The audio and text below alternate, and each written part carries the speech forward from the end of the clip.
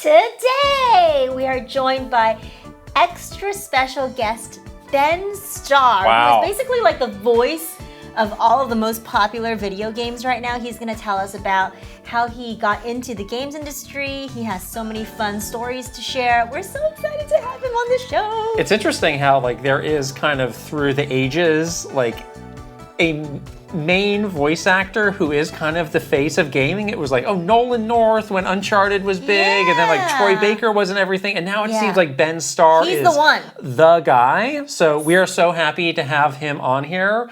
We're gonna do all sorts of fun stuff with him. Oh my gosh. We're gonna do He's a good sport. an audition for Pokemon voice acting. Pokemon needs voice acting. My What gosh. better to have the guy, Ben Yes. Starr, do it. So he's got a scene that he's prepared. Yeah, he's telling stories from working on Clair Obscur, Final Fantasy. We're doing the 10 games to get to know Ben Starr, and we're also doing that ourselves. We're really excited about this. A little something to look forward to in this great episode.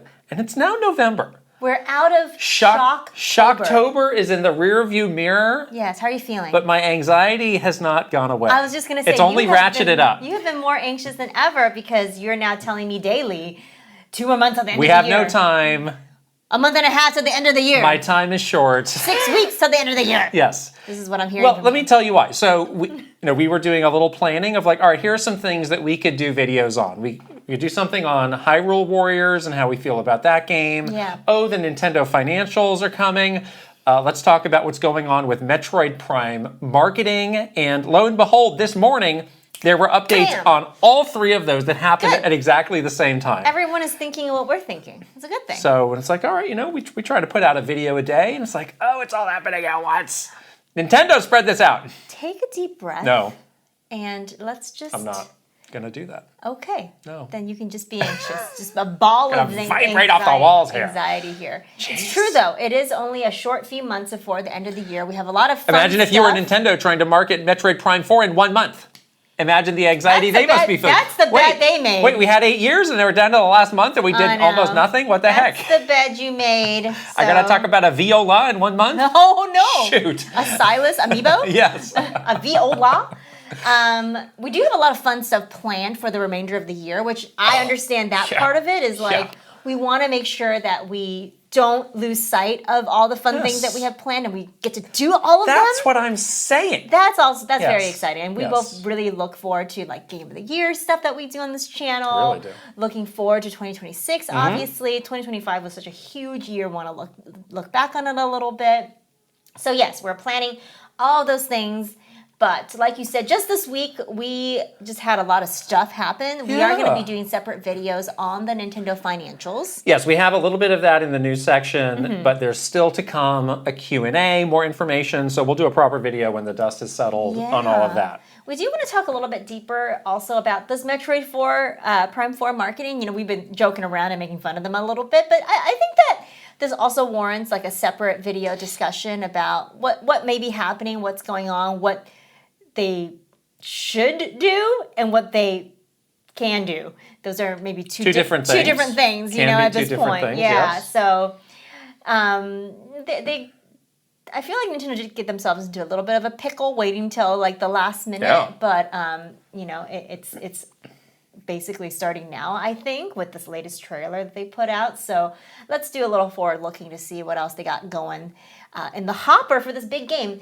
And I know that they're celebrating Metroid Prime 4 as well because they just came out with this retrospective Metroid 1 and 3 book that we got and reviewed and we looked through and kind of deep dived into. And, you know, we put out a video just basically telling you what we thought of the book.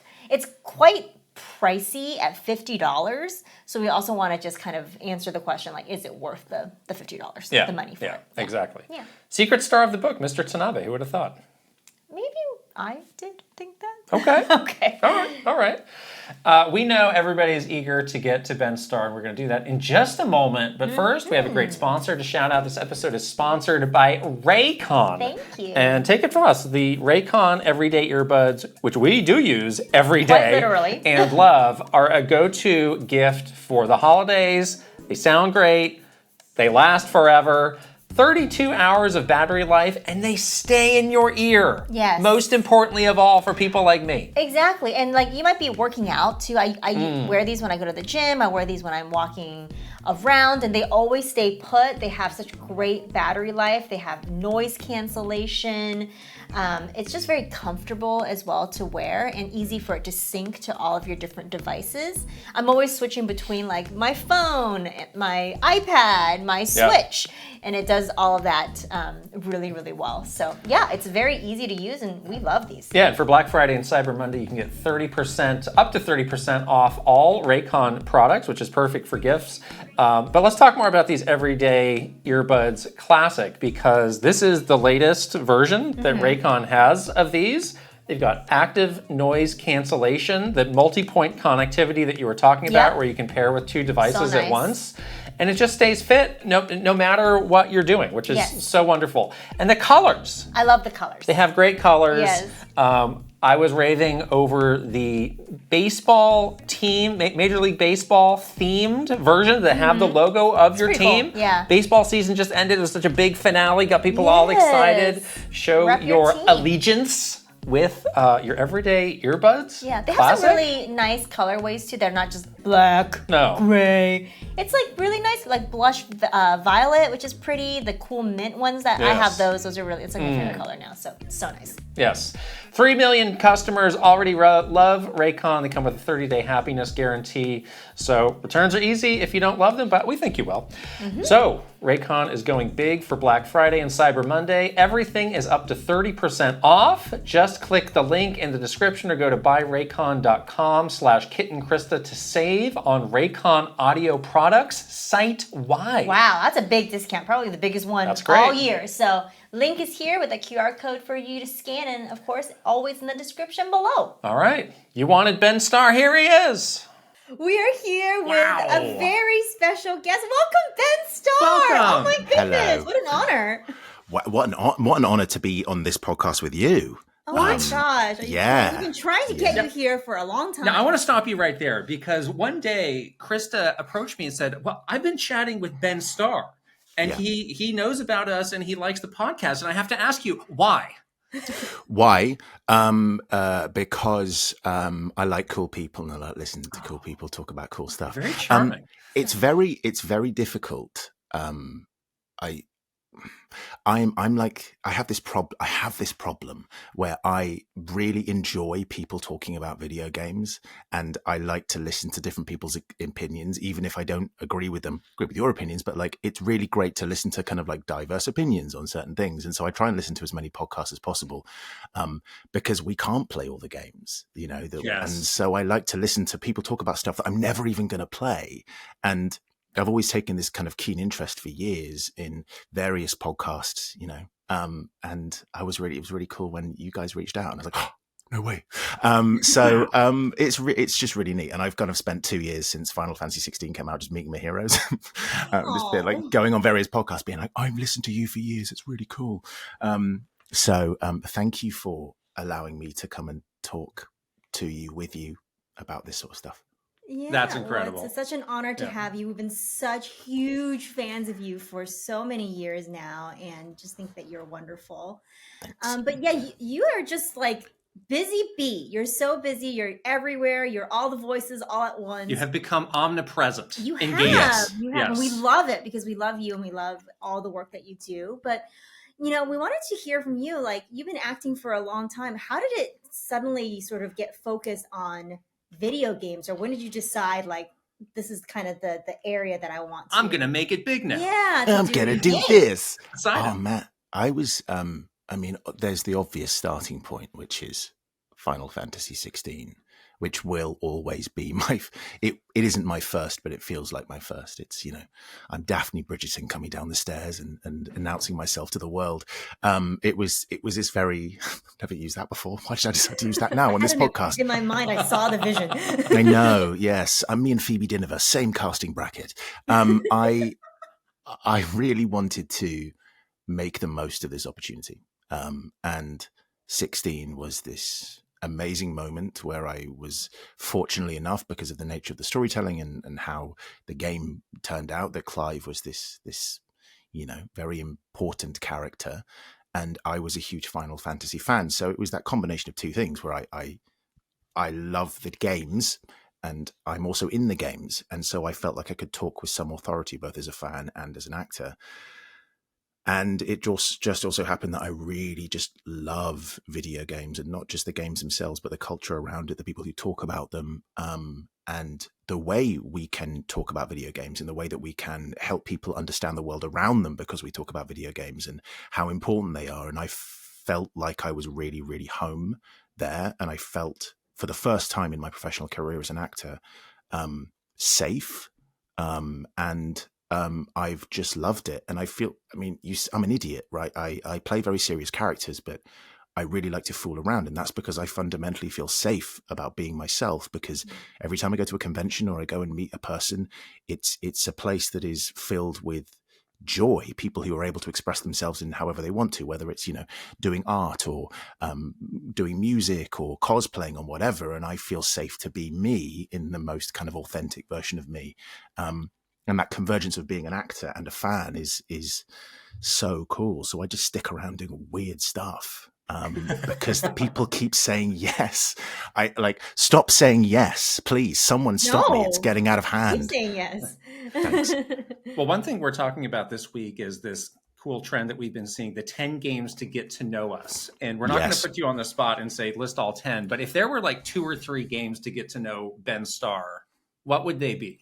Well, I actually made this list. Oh, perfect. I think if I can find it, I made this list in the lobby of a hotel. Wow. I was like, I wonder what here we go. Okay. Wonderful. I know, right? And I was like, what have I got? 1, 2, 3, 4, 5, 6, 7, 8, 9, 10. Yes, with an honorable mention as well. Perfect. It really got me thinking, because it is a fascinating question, because what does that mean to get to know you as a person and get to know your tastes? And I think a lot of these are going to be covered and obvious, but I can't believe I get to say this. Oh my God, I thought this was just going to exist on my notes app. No. Okay. So fun. Okay. So the first one is obvious. It's Final Fantasy VIII. I talk about it a lot. The next one will be Hades 1. The next would be Bloodborne. Then it'd be Mass Effect 2. It would be Journey, The Witness, Resident Evil 4, Uncharted 2, Inside, and Portal 2. And my honorable mention would be What Remains of Edith Finch. Would be mine. Wow. Gotta have an honorable mention. I respect that. Yeah, I had a hard time. I had to have a couple honorable mentions. You got to, because also it's for me, I'm not saying what my favorite games are. Right. It's not. That's the question. It's not about your favorite games of all time. It's a different question about like who you are as a person, your personality, and your life journey, and how you're representing that with games. Which is it is a fascinating question. So even you just listing those 10 games, I feel like in my head I'm getting a bit of a fuller picture of like who you are. Yeah, which is cool.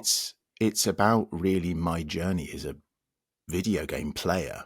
The games that really defined. I could have put Inscription on there. I could have put Gran Turismo 3 on there, and I went on this show once. It was 5 games that defined me. But that's a very different, the games that made me, which is different from the games that get to know me. And I really think that there isn't such a thing as like best or favorite. It's like music, really. They catalog our lives. They tell us where we were at different points in our life, and the story that we want to tell, and how they, there are certain games right now that are out that I haven't played yet, that I'm not going to get to play for maybe a couple of months. And I can't wait to get to play them, even though I want to play them now, but they're going to define what those next 6 months are. I'm going to remember where I was when I got the platinum, or whether I did, got the full achievement score or whatever.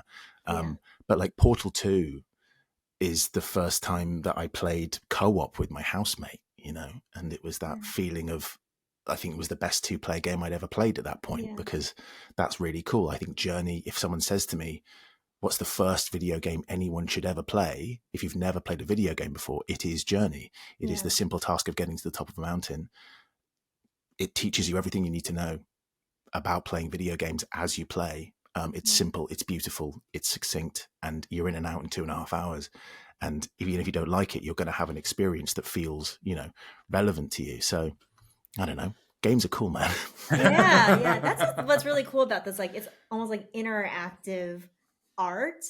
And you're so right that, there's so many moments in time where we played something and it resonated with us so deeply. And we'll kind of remember that moment in time for the rest of our lives. And I don't think any other, form of entertainment or art can really ingrain themselves into you the way video games do, which is kind of an incredible thing. Back when we were kids, I was like, I never thought that was going to be the future of games, so it's pretty awesome. Yeah, it is awesome. What are yours? Have you already listed yours? We have listed. It's coming up in this episode. Coming up in this episode. Yes. Oh, is it? Do we have any crossover? I don't know. We haven't revealed it to each other yet. It's the first time seeing each other's lists. So you're gonna have to watch the rest of this episode. So it's gonna be like this part, and then we'll do that next. Would you like to try and guess No. one for each of us? And we'll give you the poker face. Okay. I'm gonna say. I mean, this is an obvious thing to say. Define us. I think there's going to be crossover for both of you. I feel that maybe I feel like this is me saying like the biggest movie of all time is Avengers. We know this. I feel like Mario 64 is going to be on both of your lists. I think. Do you think I'm wrong or am I completely wrong? No, Is there there's got to be a Mario on there. There has to be a Mario. Or is it like you going quirky me? Like, actually, I really like Sunshine. Actually, Mario Sunshine is on there. It's actually really, really good. I'm like, yeah, sure. That could be the name of the episode. Probably going to be a Mario. There's probably going to be a Mario on there. Let's just say there's that. I don't know. Like, for me, I really want to put on mine Kirby's Pinball from the Nintendo game, from the Game Boy, like, because that was the first game I ever played. Because Kirby's got to be represented, man. I feel like Kirby's getting left behind in 2025. Hair Riders, let's go. So I don't know. I'm excited to see. All right. Yes. Well, you're sniffing around in the right places, which is good. You are. You're definitely on the right track. Yeah.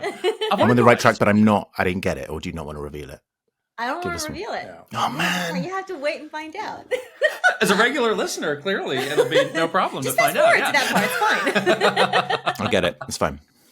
So I'm so fascinated by this, your big break with Final Fantasy 16. Like, did Square Enix approach you?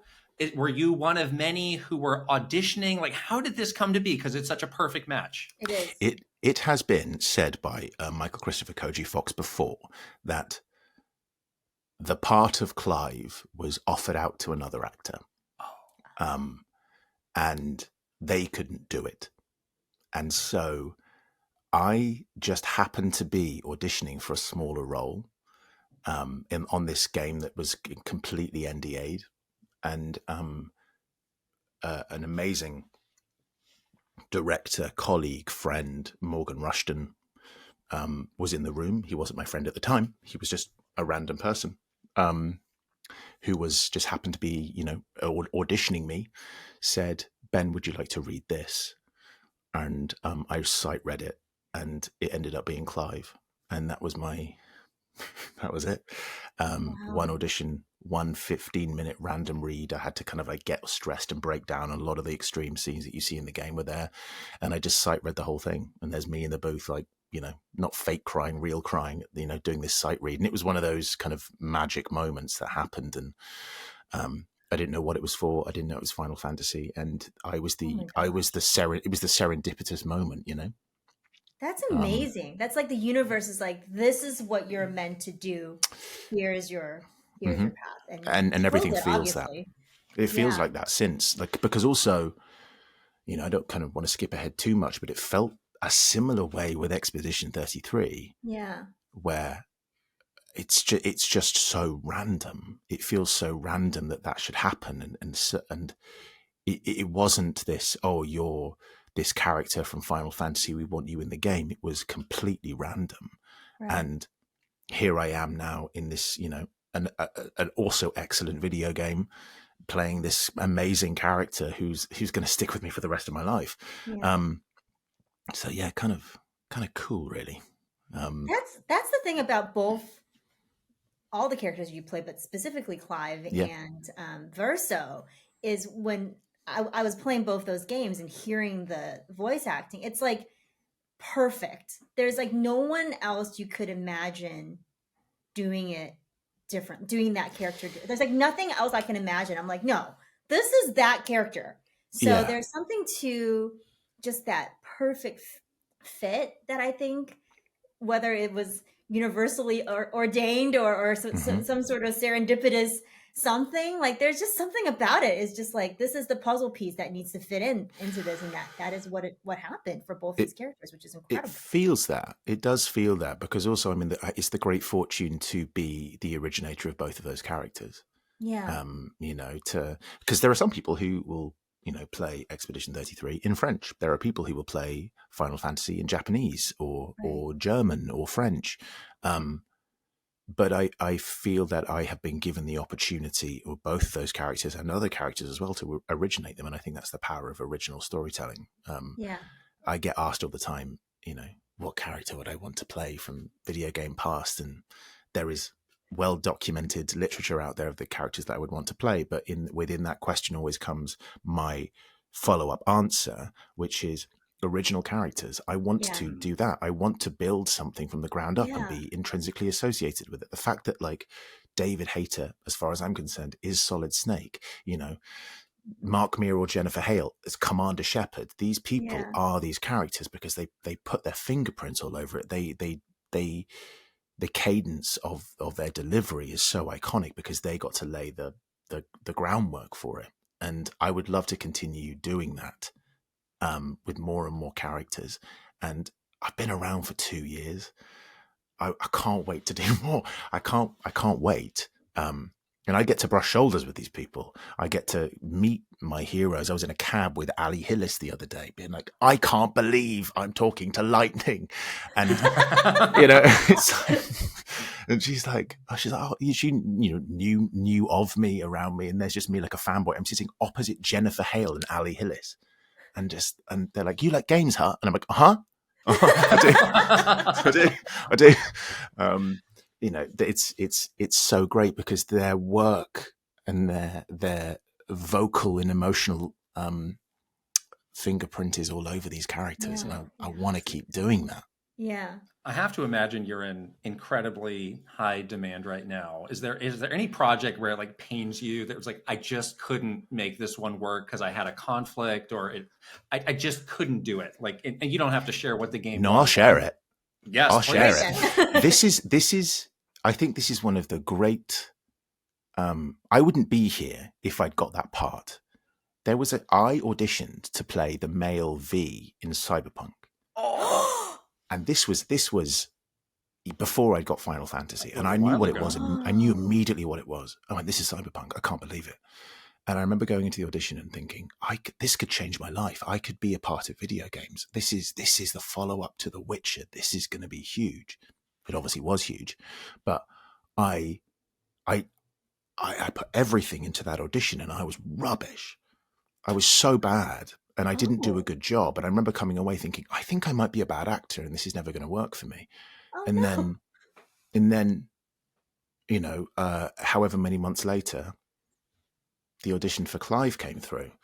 And because I know this because they were recording Cyberpunk at the same time as they were recording Final Fantasy. So like I'd see Gavin Dre, who was playing V at the time, go into like in and out, and we'd see each other. And I thought, wow.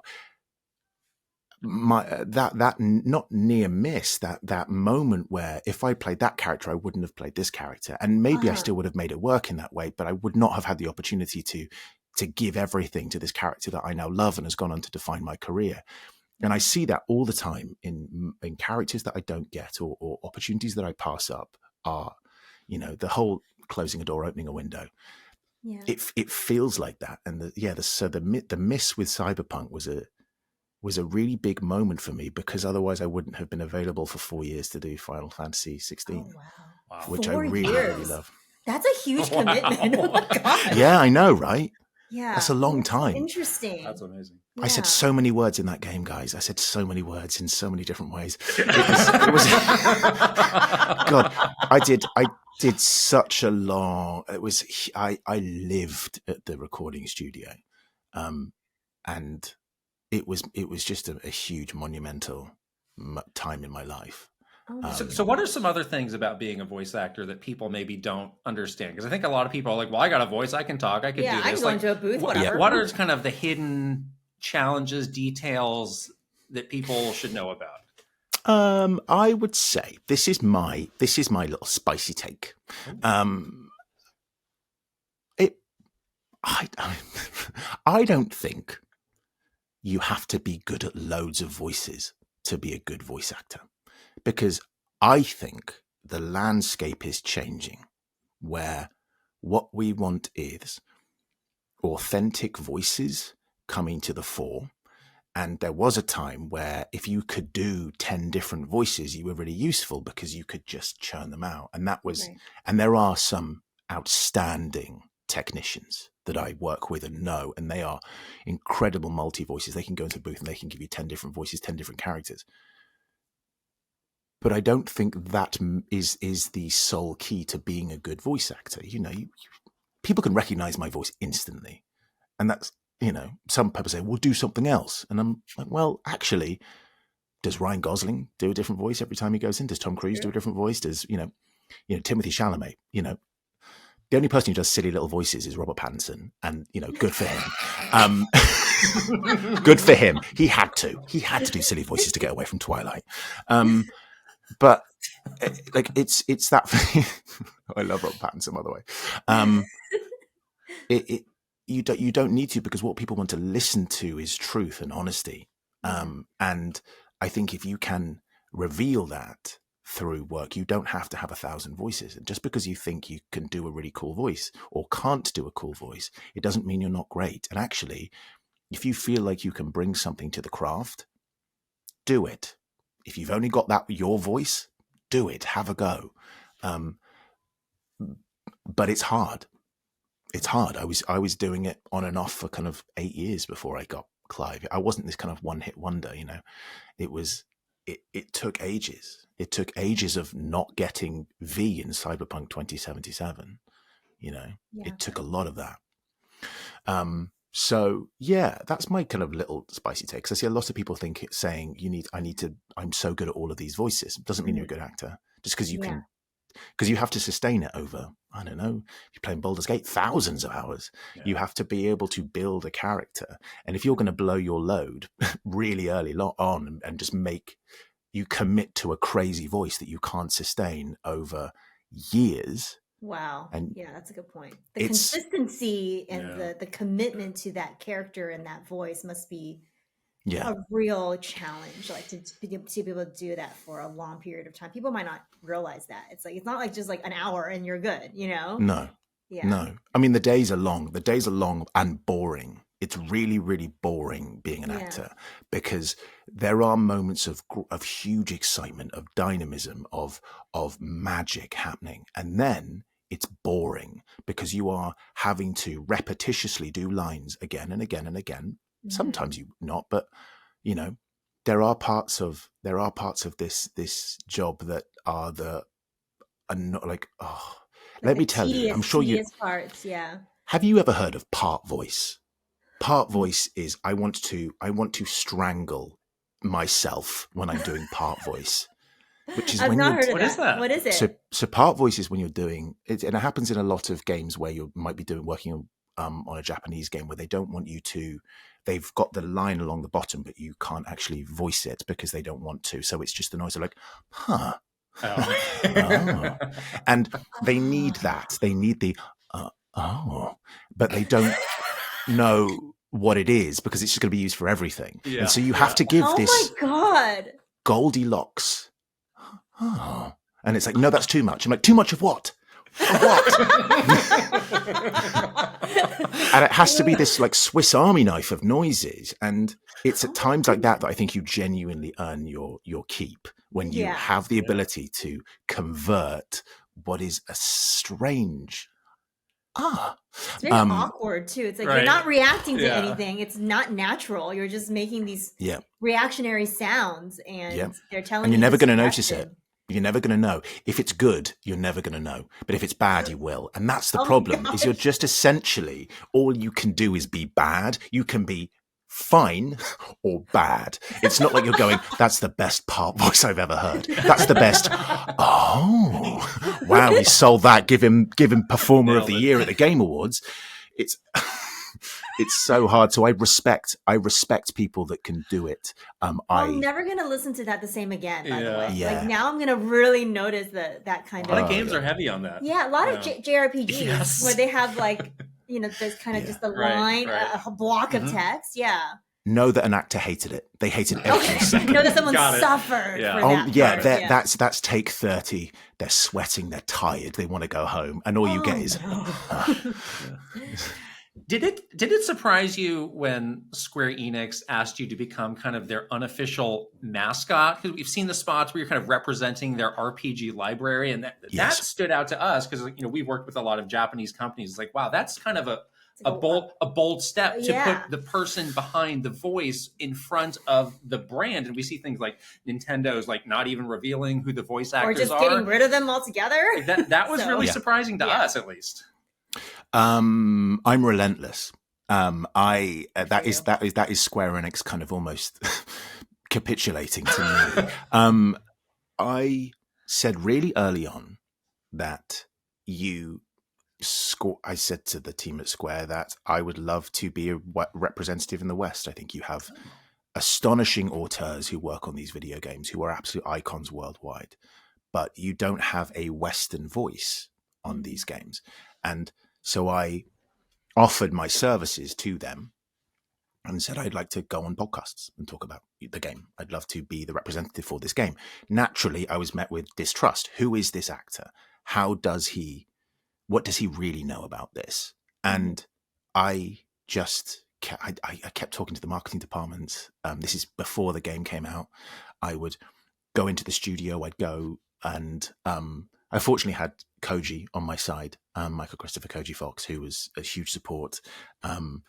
And yeah, I would go to preview events. I wouldn't be paid. I'd just turn up and meet all of the people and say, hi, I play Clive. I wanted, when you thought of Clive Rossfield, you thought of me. It was very, very intentional. And I just kept doing it. And then in doing so, I kind of became friends with a lot of people who worked at Square, and they trusted me more and more and more because they realized that I kind of wasn't a fraud. And then I just crafted this persona thanks to social media, really. Yeah. I was a professional idiot on social media, and it just kind of happened. And I thank you. Square are amazing. It shouldn't be allowed. Like, I did this thing with Magic the Gathering, which was insane. Like, Square have very, very strict policies, but I think a lot's changing. You see how they engage brilliantly with I think the world of the Rebirth cast and the remake cast, I think they're astonishing in what they do. Amazing performers, amazing people. And I really like how they're embracing them as well.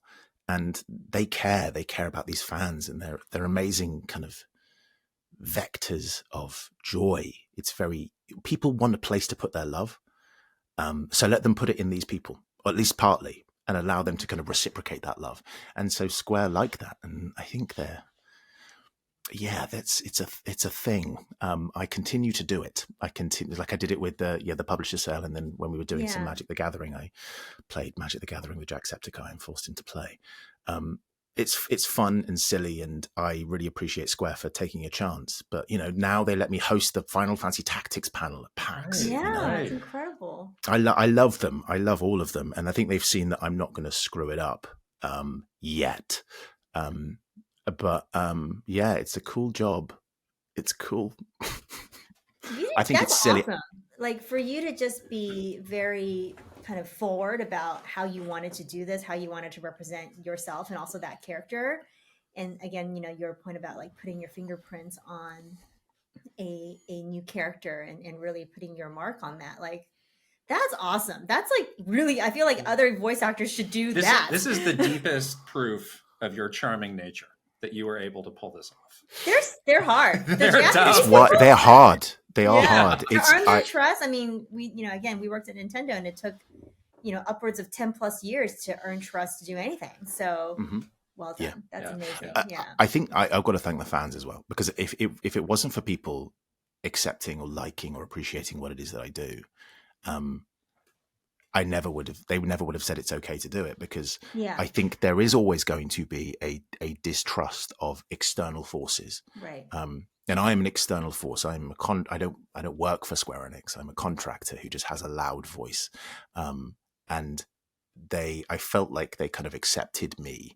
But now they welcome me and we work together, because we both understand that we have a great love for not just Final Fantasy, but the Square Enix back catalogue and front catalogue of whatever it is that they're releasing. They have this huge, huge legacy. And actually, if you think about it, when it comes to Square Enix video games, be it Dragon Quest, Nier, Final Fantasy, they have raised some of the biggest actors in video games through their games. If you think about all the people that have been, like James Arnold Taylor, Troy Baker, Laura Bailey, Ali Hillis, it goes on and on and on and on and on, this list, and they're the people that kind of almost made them in that way.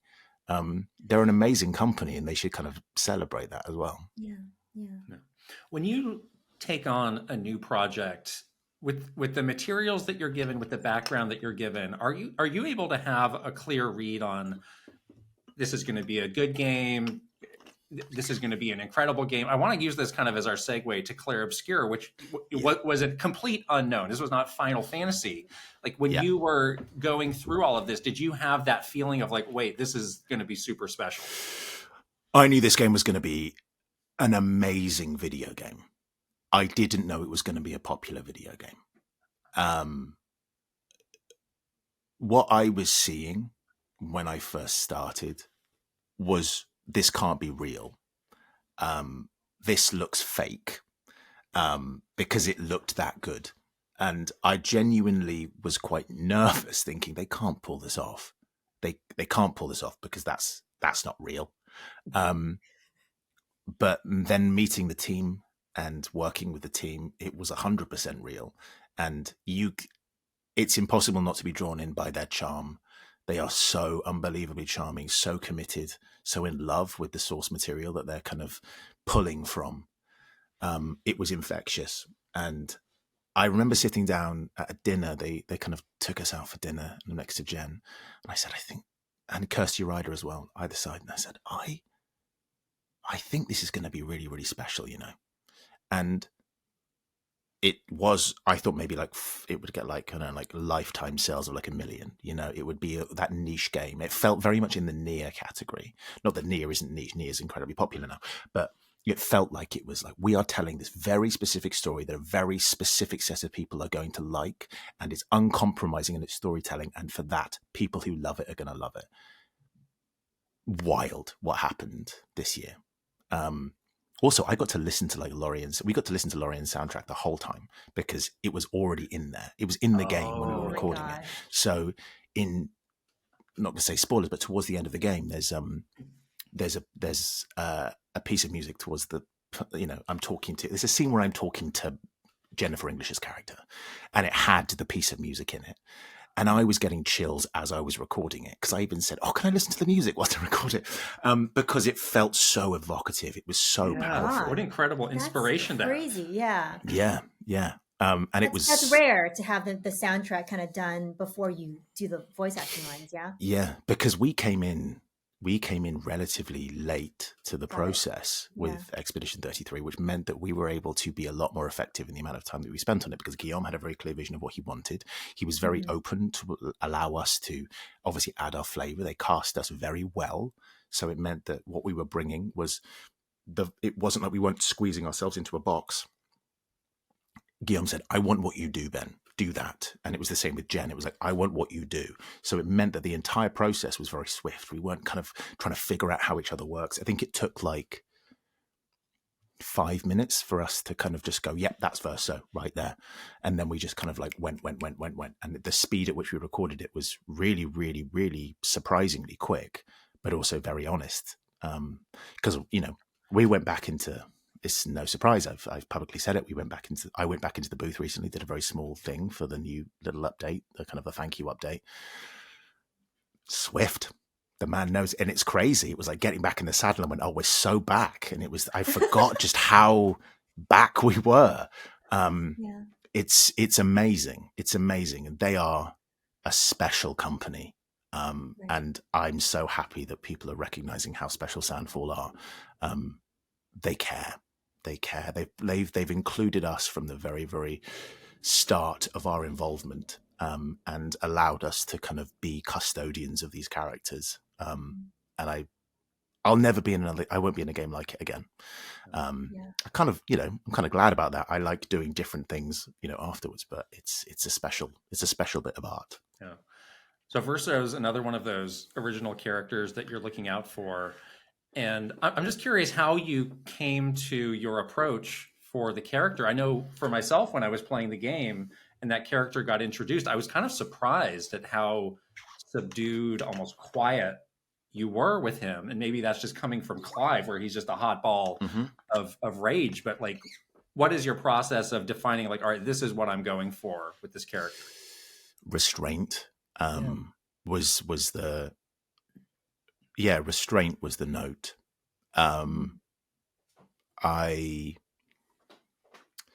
He comes in at a very particular point in the story. Yeah. A lot of people hate him when he first comes in. I have that reaction. Because the other character. Yeah, how dare you stand? That was a shock. Yeah. Yeah, it is a shock. It is a shock. And I love that about this game. Yeah. I love that it is bold enough to do that and introduce a character in that way. And you don't need to do bells and whistles on a character. You don't need to yell. You don't need to. There is something really honest about what Verso doesn't say. So when he does say, because a lot of the stuff he does say is dishonest, but there's, but restraint was absolutely it. Like, Guillaume would just say less. And so a lot of it's just really throwaway. And so it means that when the moments hit, when those really kind of big emotional beats hit, you believe it. Did you know the whole story before going in to record the lines? Whole thing. They gave us the most insane document. Really? Which tells you about the big, so we knew about the big picture before we even, it goes, this is all the reveals. They start with that. This is the world. And then this. Jen and Guillaume had created a world that was fully realized. Yeah. I mean, that's what made it so special, because it was. Yeah. And there is so much that is in that document that isn't obvious in the game. Right. Because I think, again, the storytelling in Expedition 33 is all about restraint. If you want to find it, it's there. But we're not going to tell you that it's there. We want you to lean in and understand that if you want to go and find it, it's there. And also, they understand the power of vacant space. They understand the power of fans wanting to create their own fictions within that are equally valid. We're not going to explain to you or spoon feed certain things to you. If you want to imagine certain relationships, how do you feel about Claire? How do you feel about, all of these other characters? We're going to let you create that and read into that. And we're never going to spoon feed anything to you. Yeah. If you want to find it, it is absolutely there. And Guillaume has said, there's lots of things about the game. There's some things in the game that people still haven't found yet. I've got a fun, like Verso is actually on the main cover of the game, but people don't know that. So there's the iconic image of Expedition 33 with a monolith in the background, and you see kind of the main character standing there, and Verso seemingly isn't there. He is. If you look in the corner, there is Esquier flying, and you can see a little crouched figure, tiny on his back.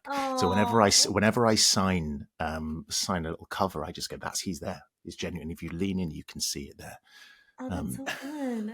Which I think is really neat. Esquier is filled with wine. That was my favorite part. Filled with wine. Where are the wine? I laughed so hard. Jenna, okay, I'll probably get in trouble for saying this. When we were recording, Jennifer Svedbergian, the writer, said, we're absolutely doing Esquier wine coolers. And I have yet to see. Right? Yes. Perfect. Do it. So yeah, if someone hasn't done it yet, I mean, the fandom is so inventive. I'm amazed I haven't seen them on Etsy yet. I'll get Bartles and James on the blower after this podcast. Krysta and I had a healthy debate when we did our spoiler cast about the endings in the game. Mm-hmm. Yeah. And I'm curious if there is an ending that you prefer without spoiling it for our listeners who have not finished the game. Is there one that you lean towards? Well, you can't ask him that because why not? Why not? I can tell you. There's one that I really like my acting in. Yeah. There's cried one. a lot. There's one. I mean, there's both really beautiful moments, but I'm really pleased. There's lots of stuff about my performances that I hate, and I think that's any actor will tell you that they'll watch something or listen to something like they pick do. at themselves and stuff. Yeah. I mean, Judi Dench talks about it all the time. She just like I can't listen back to myself. I think I'm terrible. But there's a line in one of the endings that's very dramatic, and I really like it, and it makes me happy that I got to say it, and it reminds me of a place in time where you're offering yourself honestly to a scenario, and it comes out exactly the way that you want it to sound. Yeah. And I'm so proud because this sounds really, everyone battles with these kind of feelings, and I think Verso is essentially the manifestation of suicidal ideation, right? And that's what he is as a character. He has that as an underlying thing, and I think that is a huge responsibility for anyone who's gone through that experience. Yeah. And to be able to adequately vocalize something in such a short line. I mean, I'll just say the line is, "I don't want this life." And I'm so proud of myself that it just happened in that moment. And, because we were going so quickly, it could have been rubbish. But actually, Guillaume said, this is my favorite scene, therefore it has to be good. But I'm just really, really happy because I think video games can offer people that understanding or that context or that, closure about something that they might be feeling. Yeah, I don't think there's any game that I ever played that made me feel the way that I felt at the end of that game because of the acting, because of the storytelling, just the package of how those moments were delivered is truly one of a kind. I don't think that is going to happen again ever again. So it was, whatever you guys were doing, the magic of however that came together was incredible. Truly like a special thing that I don't think can be replicated again. It wasn't, there's just no arrogance. There's no arrogance about the team. They just wanted to make something cool. And they did, and they, I think they just got all these people on board who believed in the vision. I think can be a cynicism about the way a lot of video games are made and for what reasons. I think we can see that certain stories are told in certain ways because the game is asking us to feel a certain way. Right. And I think Expedition 33 is not asking anything of us. It's just offering a very uncomfortable reality that you can choose to take in any way that you want. Yeah. Yes. It's really, it's so uncompromising in its vision. And I think that's why maybe people feel differently about it. And this is, again, from a consumer's point of view, as well as an acting point of view.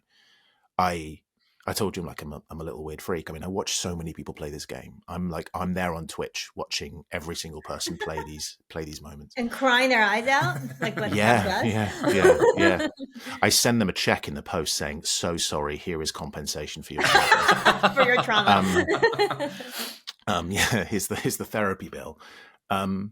It's very, very, very, very cool to be a part of this game, and I don't think I will be a part of another game like it, and I kind of hope that I'm not, because I think it's very, very special. And I'm really pleased that it's being celebrated. This thing. Yeah, it's great. It's done. It's done. I don't need to retread this ground. That's happened now. Let's move on to the next character. While Krysta goes off to have her emotional breakdown, I will ask the next question, and I'm going to do something that might be a bit rude, which is I'm going to ask you about somebody else, and that somebody else is Charlie Cox. Yes. Is somebody mailing this man a PS5 in the game? Because every time he's on a panel or something, he's like, wow, I can't believe how much people love this game. It sounds like it was cool. It was a lot of fun to do, but I've never played it. What's going on there? Yeah, get someone please get Undoubted Millionaire Strap Charlie him Cox down a a free chair. PS5. We're going to play this. Hands on the controller. Let's do it. I sympathize with Charlie a lot, actually, because it cannot be underestimated the speed and efficiency with which Expedition 33 was made. So him doing this game and then it being released, I didn't expect it to be this big. So he's not going to expect it to be this big. And I think it's so funny now, like him just constantly being asked about this video game that he's going, I don't know. And I don't think he needs to play the game. I hope that he does. I hope that maybe someone just shows him how good he is in this game.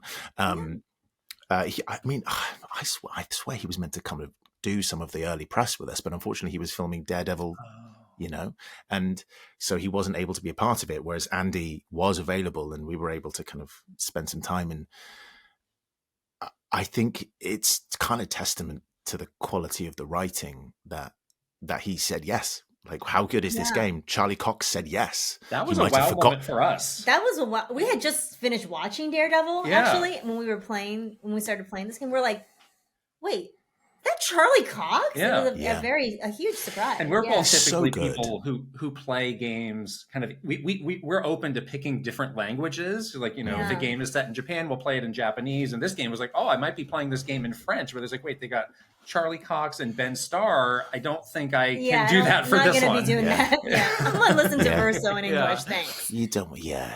He's got a little sexy voice, hasn't he? You have a little sexy voice. Yeah, I do. Thank you.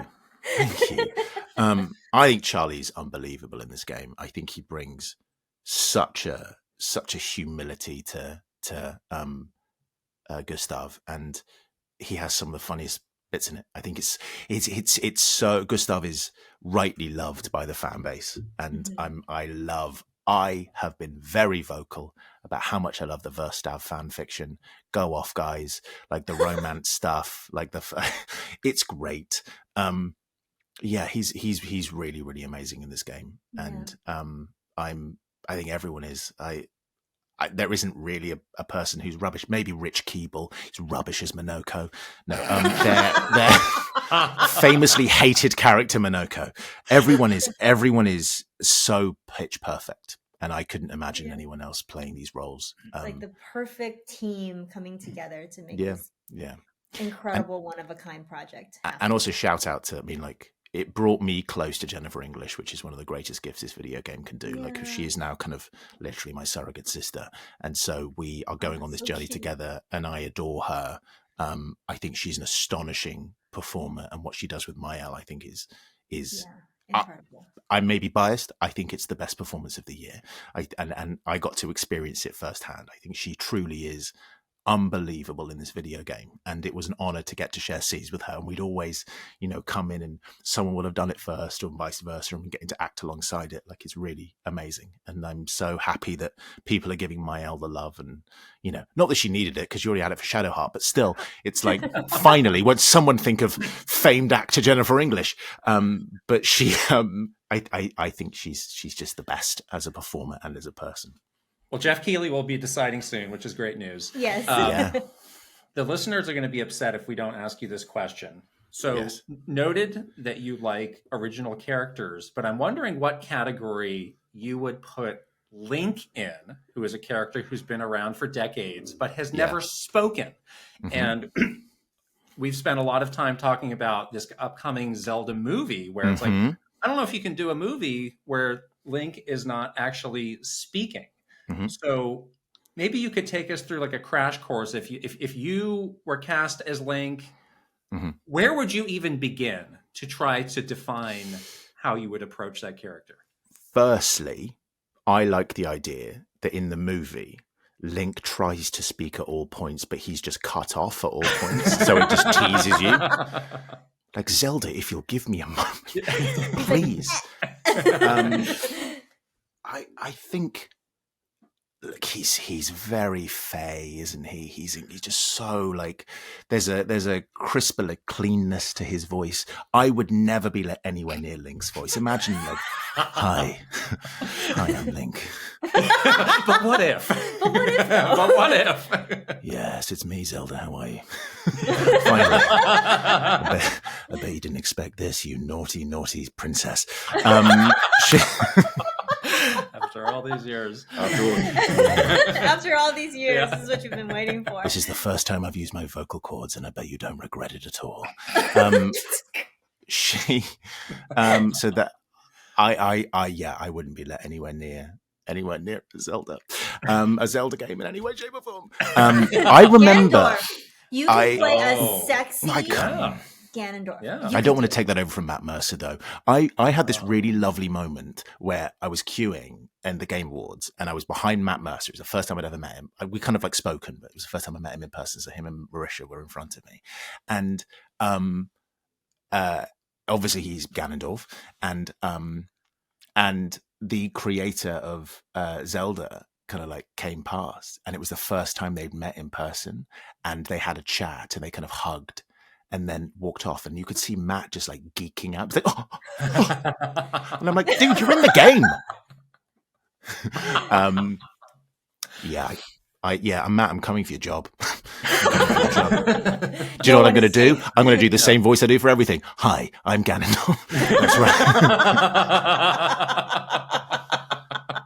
You don't need range. Pressure is on. Nintendo has a big kind of mountain to climb with this one, because now there is so much pent up expectation around Link's voice. Yeah. With that movie coming out, you know, they casted the characters, and obviously Link is very young. So I'm assuming it's going to be like a child Link, or like a very young Link's voice as our first taste of a talking voice Link. So that should be interesting. I do not envy that cast at all. I absolutely wish them well. I think it's an impossible. It's a bit like part voice in a game. You can only either be acceptable or bad. And I think so. Bo Braggerson, I think, is playing Zelda. An amazing actor. I think she'll be amazing.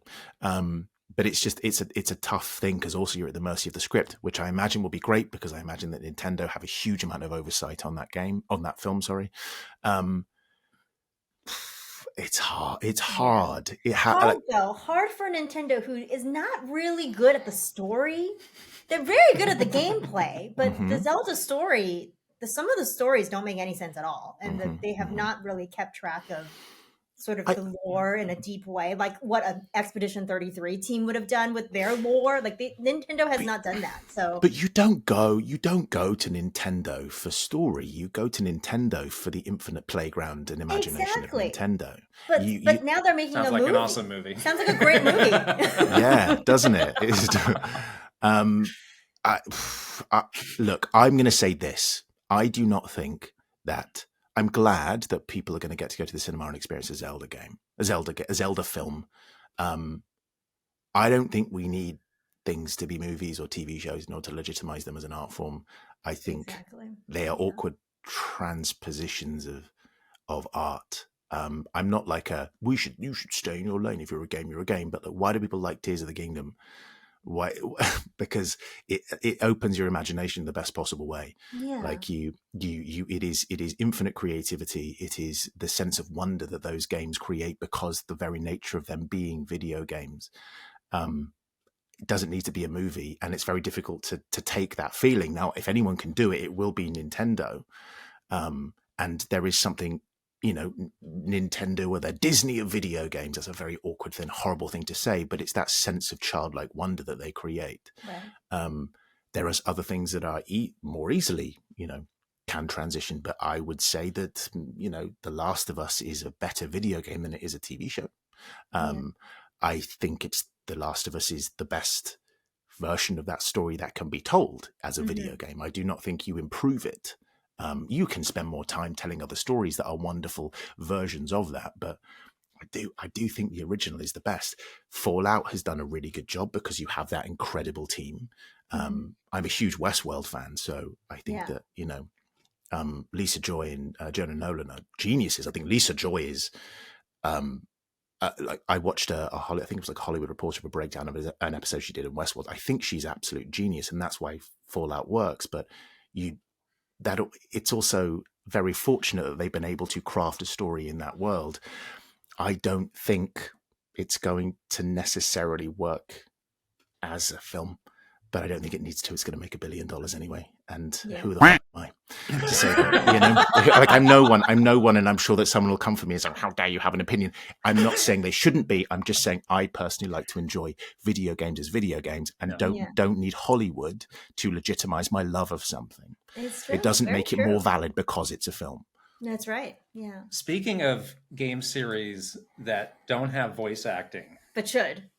People have pointed out, hey, Pokemon games are becoming bigger, more complex, but these characters don't really talk.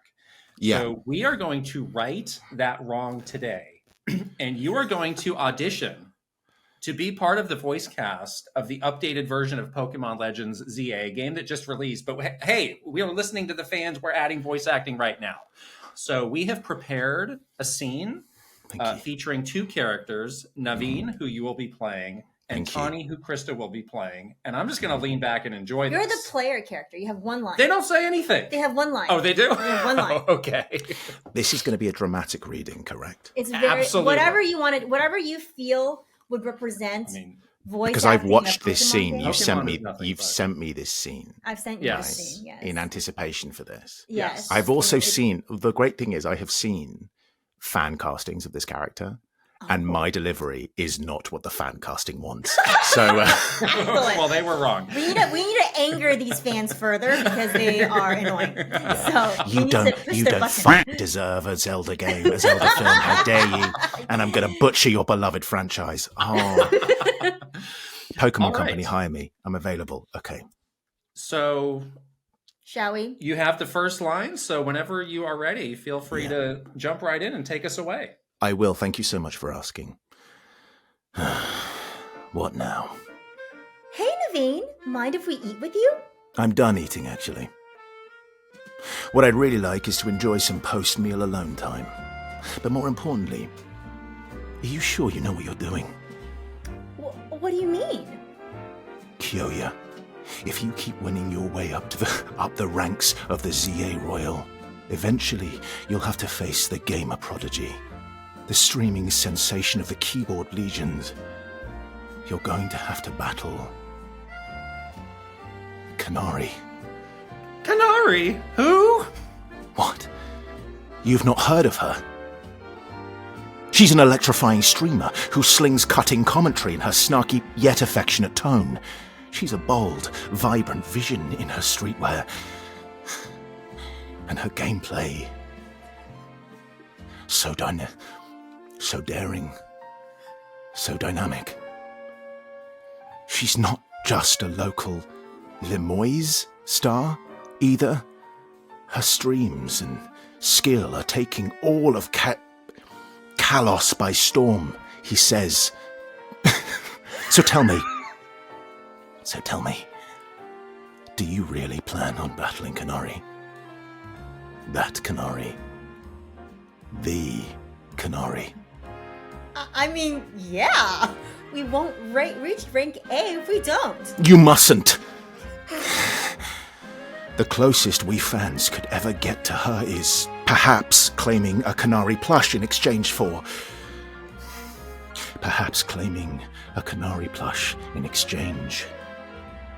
colourful screws. It wouldn't be proper for the likes of us to even enter her orbit. Sorry about Naveen. He's a big-time Kanari fan. Though for some reason, he's not a member of Kanari's fan club, Dynamo. They're called Dynamo because Electros, Kanari's partner Pokemon, evolves from Dynamo. And the A in their name is a 4, which makes it like gamery, I guess. If I joined now, they'd think I'm some common bandwagoner, not the die-hard fan I am. There's more to fandom than being in the official club anyway. To me, what matters is watching all her content and learning all there is to know about her. Then I can design amazing outfits that she could wear on her streams. That's the dream, at least.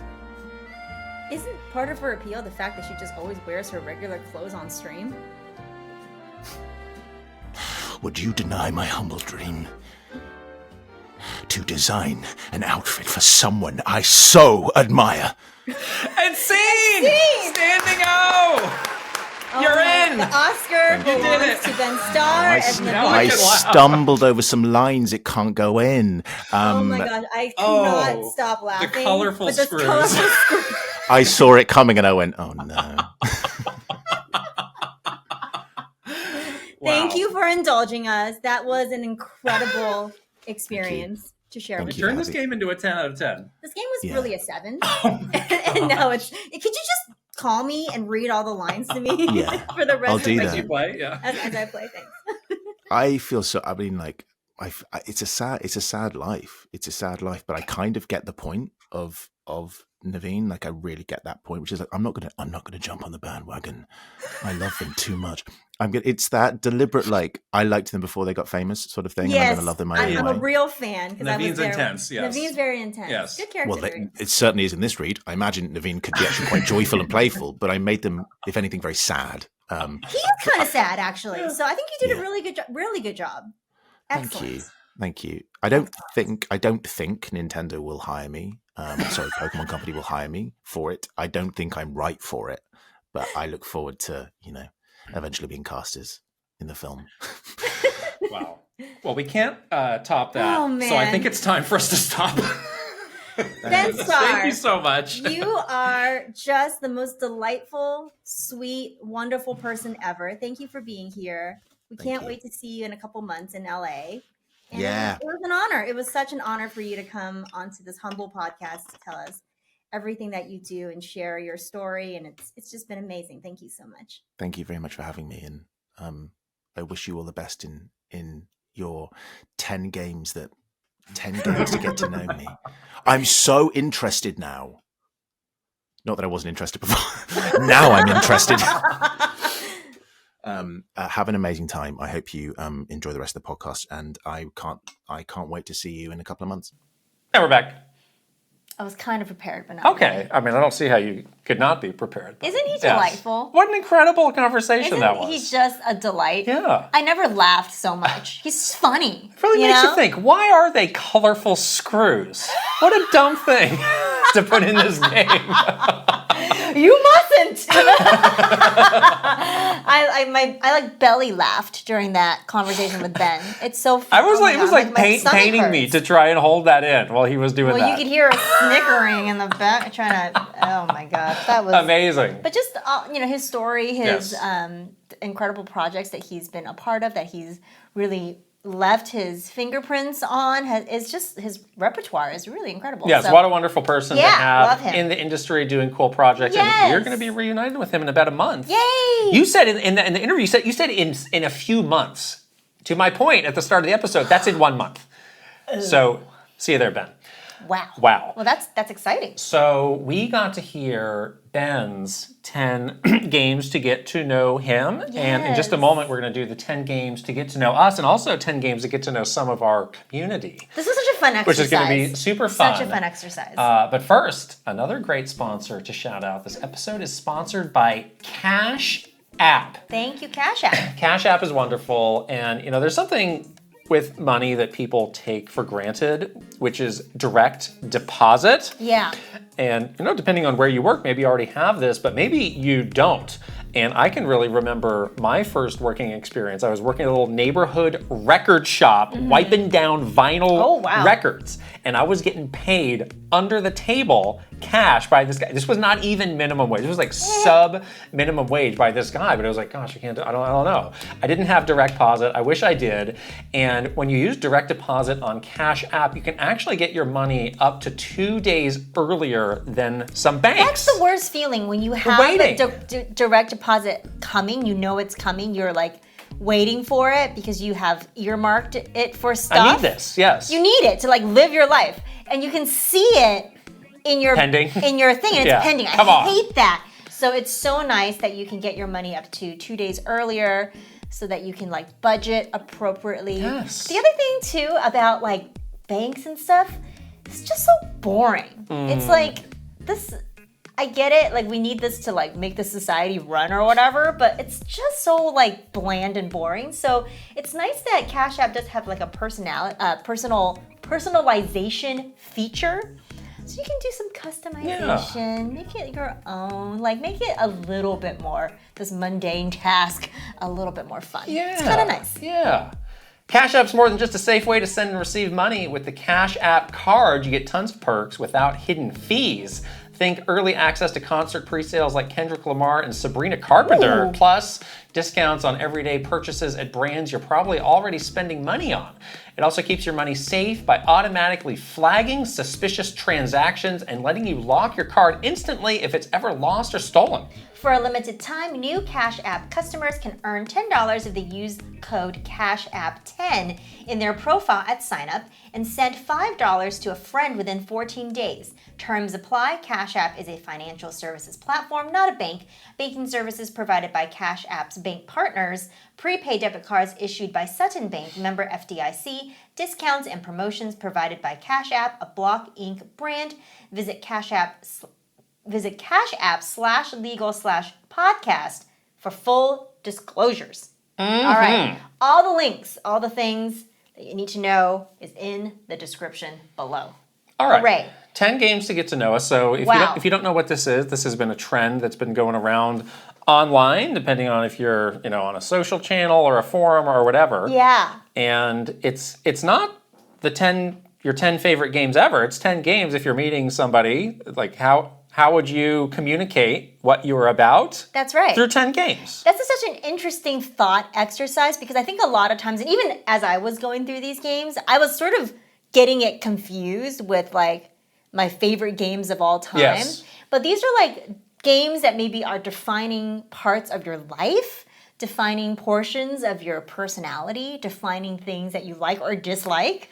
So it's a bit of a different exercise, which is interesting because I think you and I know each other pretty well, and I may be able to list off your top 10 games with some accuracy, but I'm kind of curious if we would be able to guess what's on each other's list for this, because it is such a different kind of, you're thinking differently about what you put on this list for your 10 games. Yeah, well, as our resident Gen Z/Gen Alpha rep on this podcast, I think you have 10 different Roblox games on your list, right? Yes. I mean, that's basically who you are. Exactly, and Yes. Minecraft. Good. And Fortnite. Good. So we do have the list ready to go, but we're going to do it in a fun way, where the other person is going to try and guess the games that are on the list. Yes. And if they get it right, they keep going. So we're going Yeah. to see how many you can predict off of your list before you just have to go ahead and share the whole thing. Yeah, we'll take turns. Yes.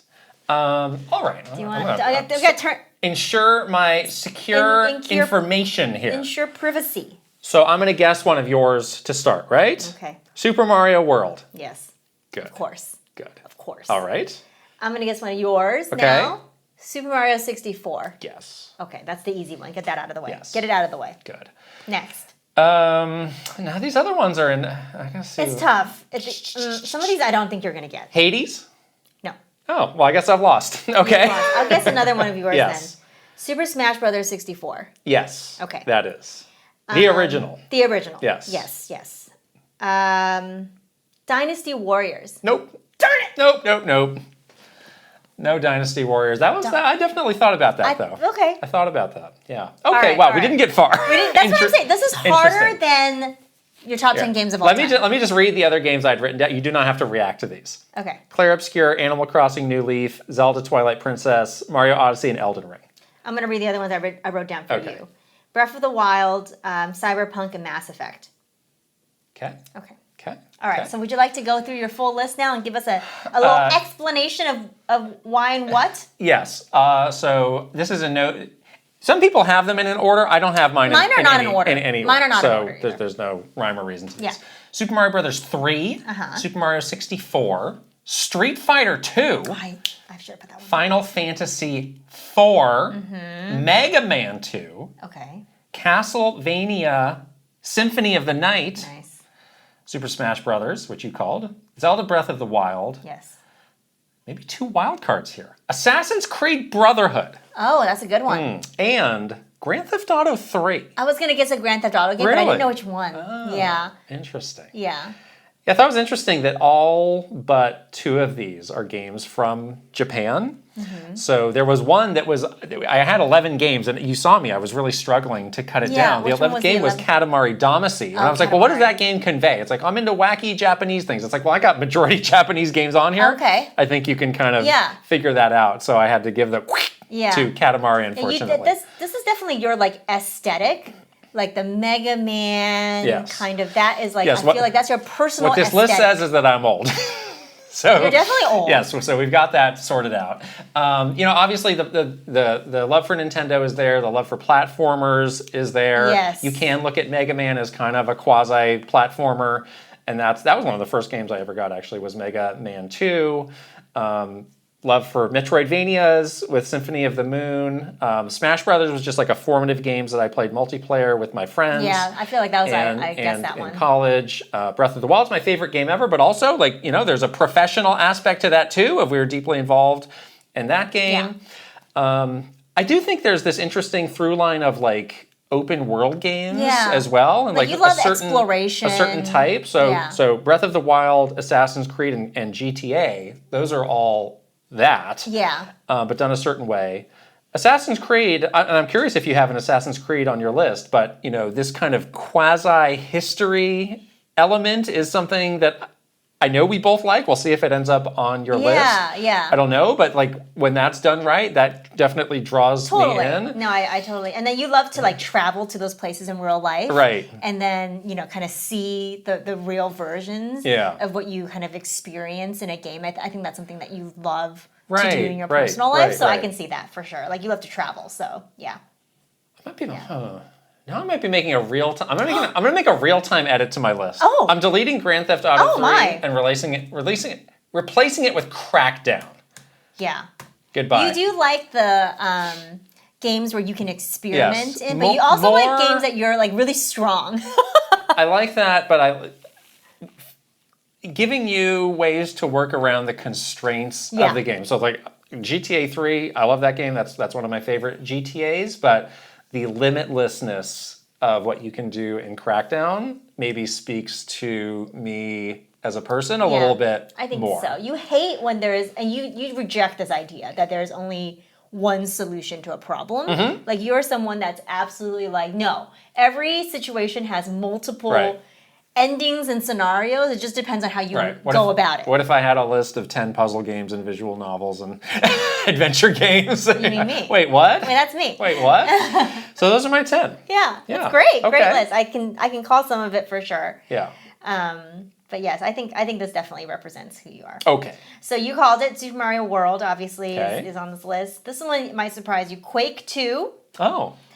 World of Warcraft, Twilight Princess, Animal Crossing New Leaf, you called both of I those. got those two. Professor Layton and the Curious Village, Ooh, yeah. Fire Emblem Awakening.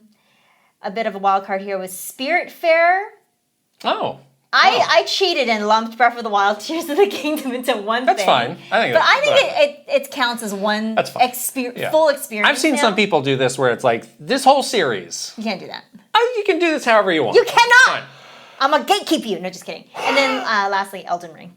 Elden Ring. Yeah. Okay. Yeah, I think most of this kind of is encapsulating moments in my life that were like formative experiences Yes. for me. Like definitely the Quake and World of Warcraft editions were like, there was a period in my life where like I kind of fell off video games. Mm-hmm. And those two games got me back into video games. And then I think that's where, like when I was in college, that happened. When you And- became an addict. and when I to became World a of complete Warcraft? addict, Yes. yeah. But then that's where I realized really like the power Yeah. of video games as like a social thing, as a way for you to connect with real people, which is exactly what I did with these Yeah. two games. Both Legend of Zelda: Twilight Princess and Elden Ring, I think, has like that very like dark fantasy aesthetic Yes, that I yes. love. And anytime there's like something like that, I'm like really into it. That's just like part of my, I think, just like a look and feel that I really like. Animal Crossing and Professor Layton, definitely both of those were like very formidable like Nintendo professional experiences for me. But also it kind of showed me like video games can be very different than what you expect. They are not all platformers. They are not all shooters. They're not all, like it's not all for the quote like dude in the basement, like the old stereotype of like these are the only people playing video games. It's like no, like you can take your pink 3DS to the salon and play Animal Crossing, and it's like look at these freaks playing video games. Yeah, that's like how we grew up though.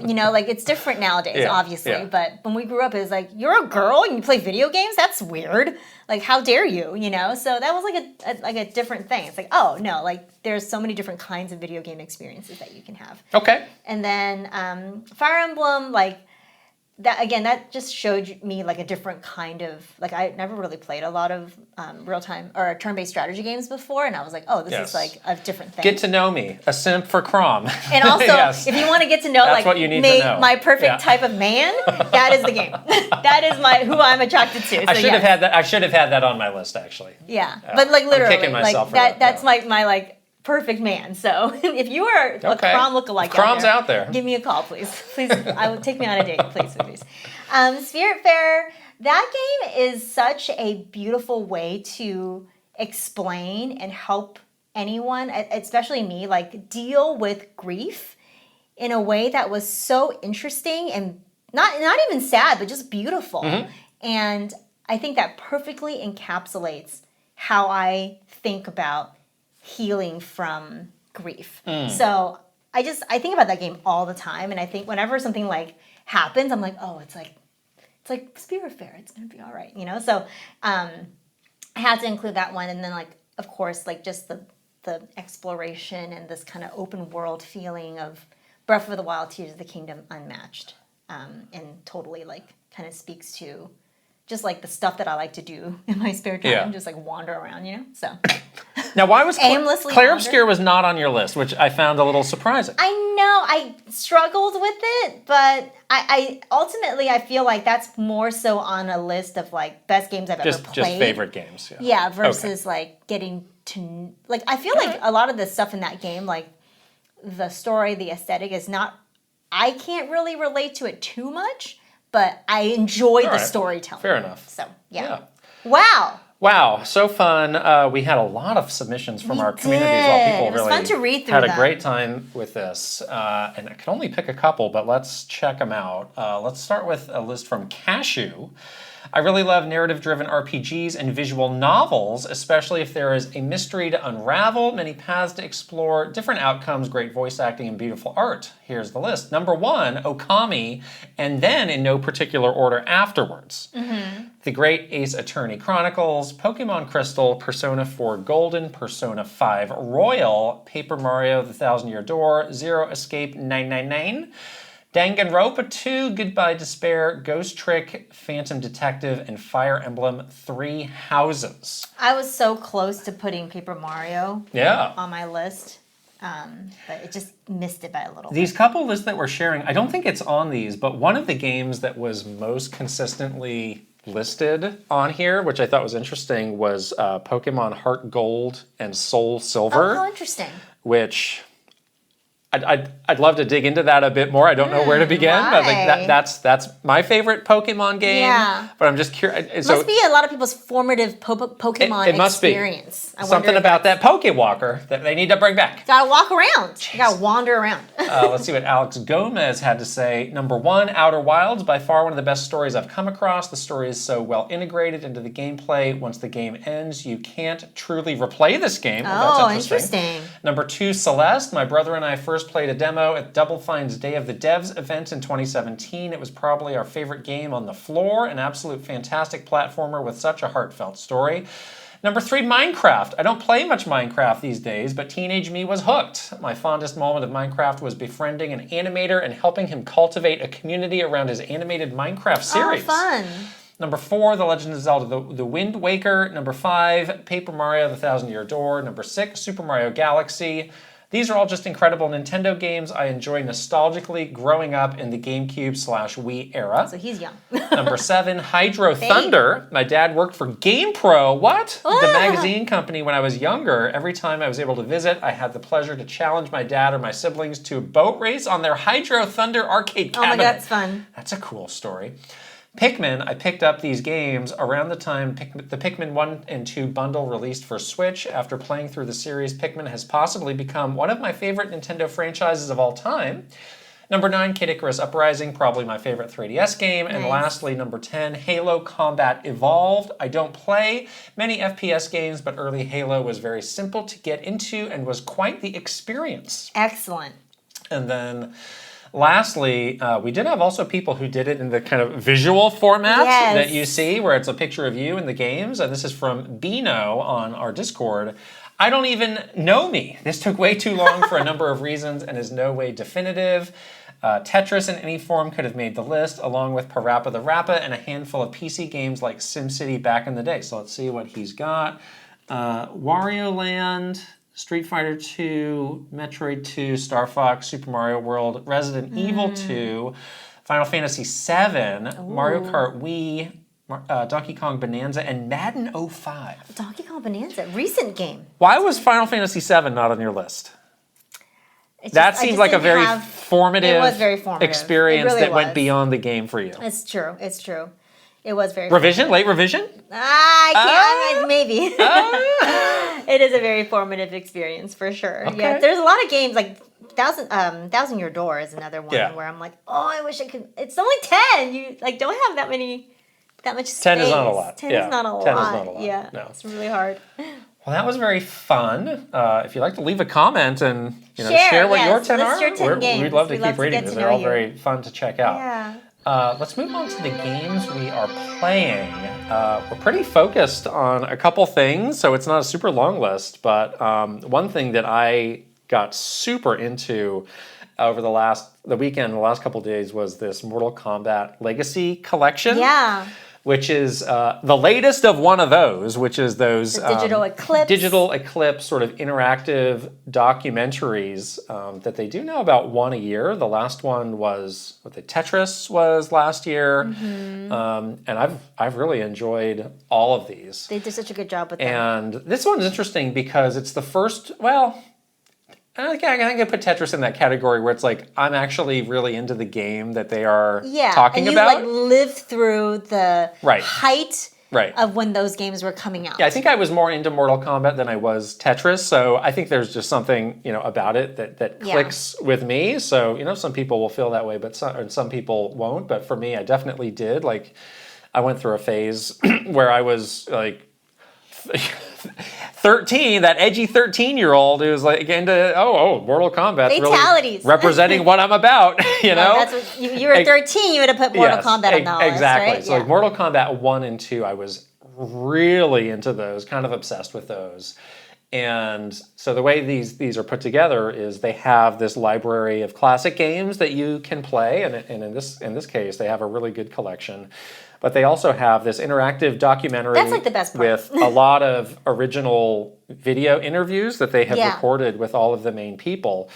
And that's really what I come to these for. It's like, I'm glad that I now have all these games in one place and I can go back to them and play them. And in this case, I definitely will, more so than some of the others. But the documentary is really well done. And it does kind of put the majority of the emphasis on the first game, like by a significant margin. Yeah. I'd say that the meat of it goes through Mortal Kombat 4, but I'd say like at least half of it is focused on that first game. And the great thing is like a lot of these people who worked on these games are still working on these games. Like Ed Boon, he's still doing this. I love seeing a young Ed Boon, though, in those documentaries. They have great source material, for these documentaries. They're very well put together, and no one is really doing video game history in this kind of interactive way where you can watch part of the documentary and go right to the game and play and experience what they were talking about. Like, there's something about that. Yeah.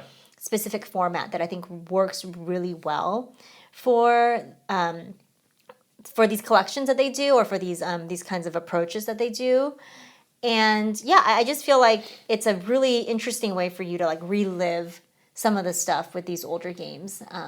It's really well done. Yeah, they do a good job of kind of understanding like what made these games so popular, which is like, yeah, there was the games themselves, but there was also this kind of aura that they had of like, you know, they definitely spend a lot of time of like, well, this is what led to the ESRB, because people were freaked out about these games and kids were playing these games, so they spent an appropriate... Someone's spine is like out there. Yeah, they spent an appropriate amount of time on that, and then they also just talk about this like, that's like, you know, all of the secrets that were in these games, and kind of the mania that existed around like discovering everything that was in them. Well, that was back in the day when we didn't have the internet. Well, so we did, but in a very basic limited form. way. We had America Online. We did. We had AOL, but it wasn't like you could just look up any tutorial or any whatever. No. It was very like still kind of that playground chatter. Right. Did you know if you press this combination of buttons, this thing happens? And they talk a lot about like, you know, oh, I went to this arcade and I had the printed out FAQ. And it's like, that's right. That's literally That's you. literally something that I did. But then also they were like, some of the developers were sharing these stories of like, oh, I started a fake rumor about a thing you could do. That's awesome. And then like it went full circle where some guy like came and was like, hey bro, do you know you can do this move? And he's like, wait, I started that rumor and it's fake. Oh my God. That's so funny. We can't even do that. We can't start fake rumors anymore. It's something that you can't replicate anymore. That's what I'm saying. Like you had to be there to experience this, because right now, and even they admit it, they're like, yeah, you know, the internet kind of put a stop to that. Yeah. So, you know, we still try and hide fun things in our games, but we can't do it the same way. I feel bad for kids playing video games these days that don't have that anymore. Honestly, I kind of feel bad for them. That was such a fun thing for us that we had as like the people that grew up with video games in that generation of like, going to the Blockbuster. You only had one weekend to like find the things, and then going to school then the next, you know, Monday, and like telling your friends like, oh my God, I rented Zelda and like I did these things, and did you know? It's like, oh, how far did you get? Like the kids don't get that anymore. That's so sad. Yeah. There's some other interesting things in here about like they were the different people they were interviewing. They're like, so how did it come to be spelled Mortal Kombat with a K? Yeah. And there's two different people they interview who claim to have done it. Oh. And it's like they were not in the same room. And at one point they tell the guy like, oh yeah, so-and-so actually said that he came up with it. You see this guy getting mad. He's like, no, I came up with it. I came up with that.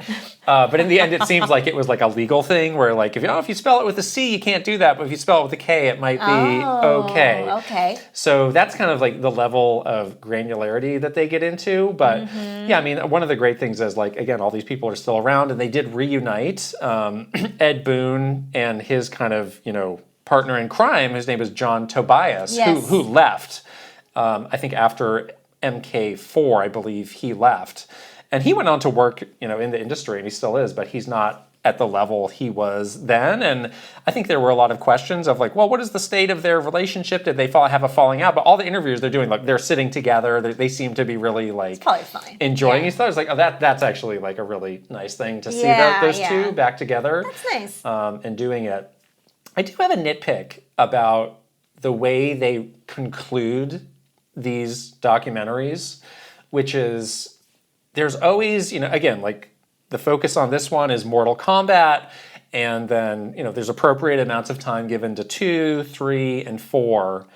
And then from there, they're like, well, we want to touch upon everything that's come since, but we didn't film all the interviews. We don't have the depth of information on those. So you kind of zoom through the last 20 years of Mortal Kombat, and it takes you to today.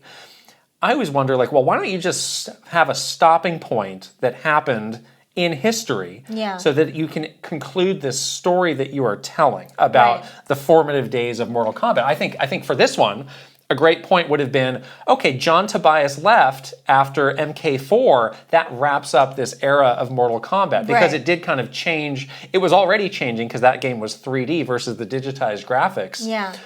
that's a great way to wrap up that era and be like, this is the story that we are telling with this game. Those are the games that are included. The last Mortal Kombat game is not included on this compilation. You kind of don't need to go that far. Right. Yeah. So it kind of like, it never ends as strong as I feel like it could. And this is something that they've done with the other ones. I think they want to be comprehensive. Yeah. But in a way, it makes them feel incomplete because guess what? There are more Mortal Kombat. There's going to be another coming. Mortal Kombat game probably, in a year or 2 years. Yeah, it's like you want to tell like a story about a moment in time. And then when I go back to this and it ends on Mortal Kombat 1 or whatever the last one was, it's like, wait, what about this one? And so it's like, why not just cut it off? You have all this great material. It's a complete story.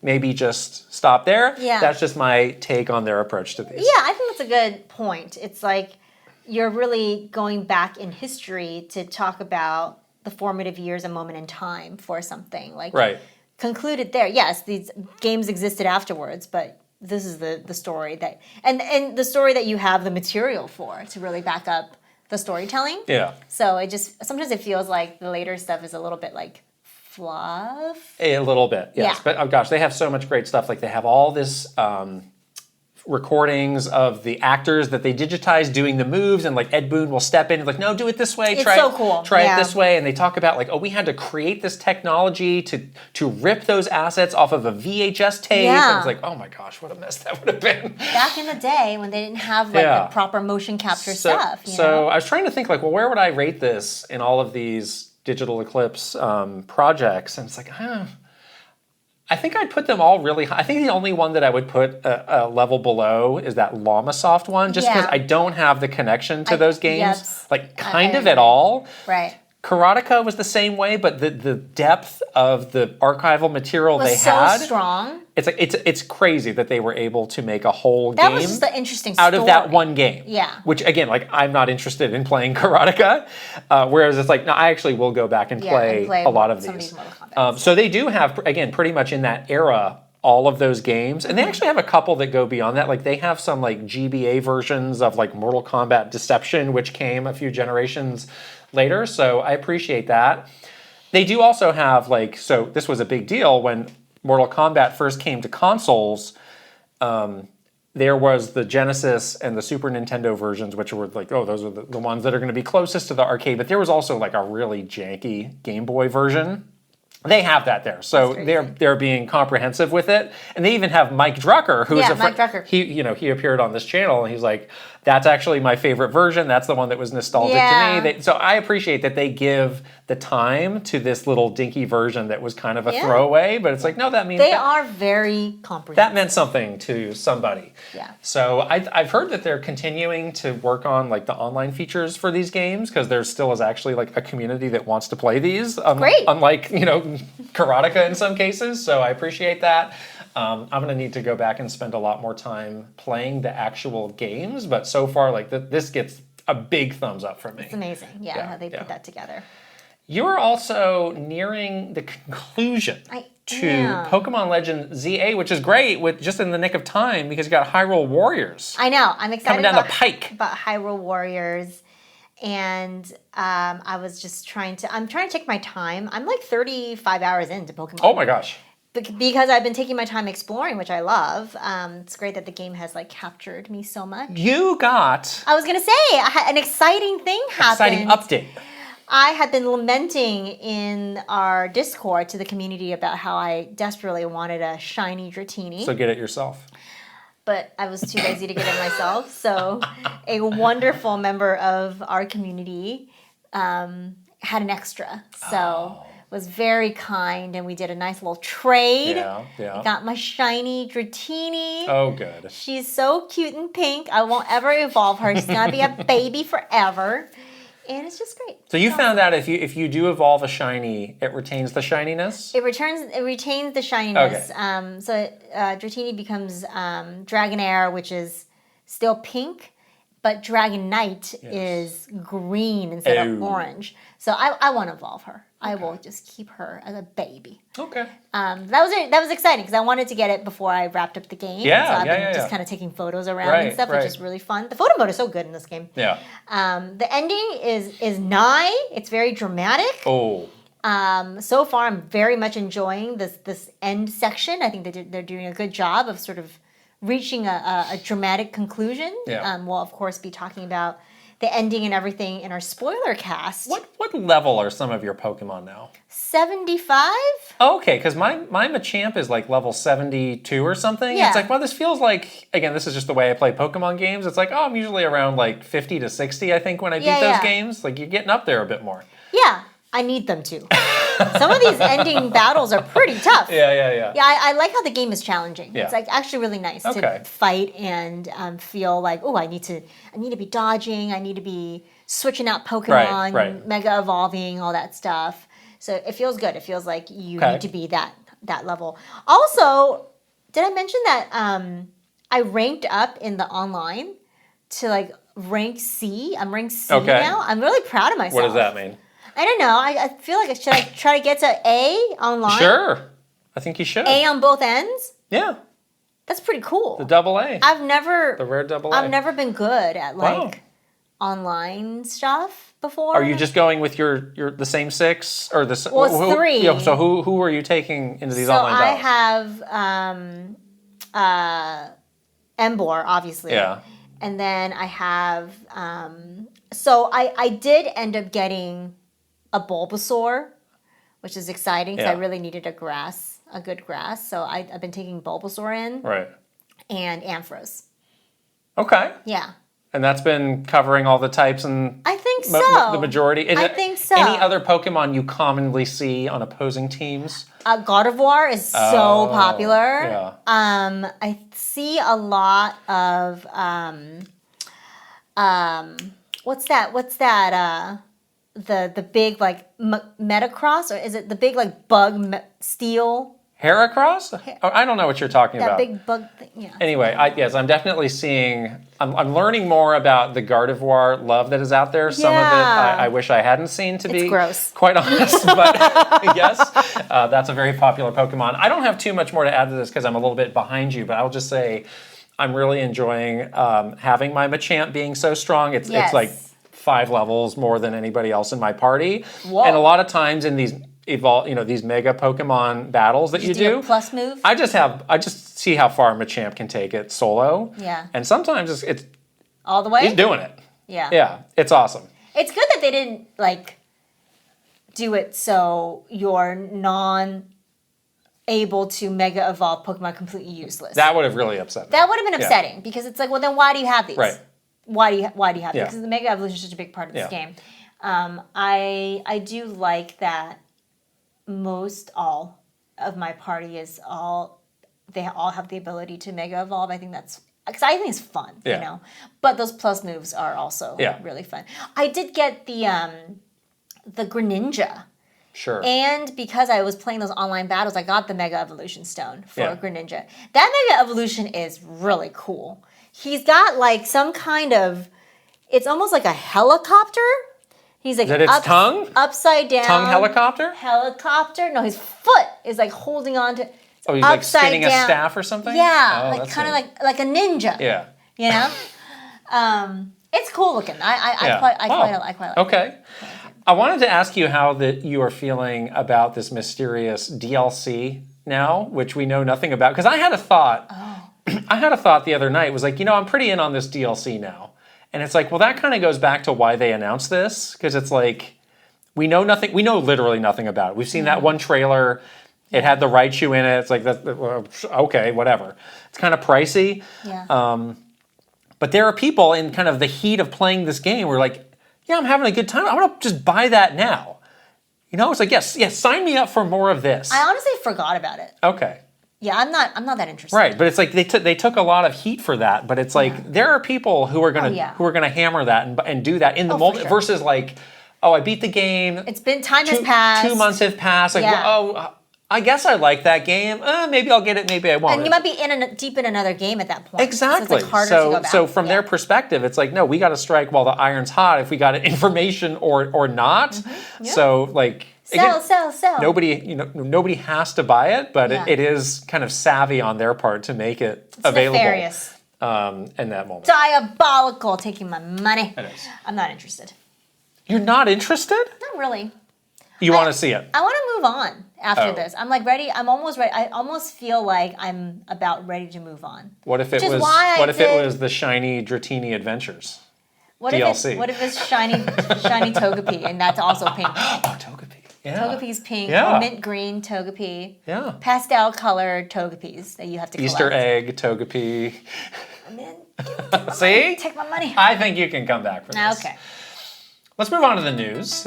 Yeah. And the Kirby Air Riders Global Test Ride is coming up. Yay.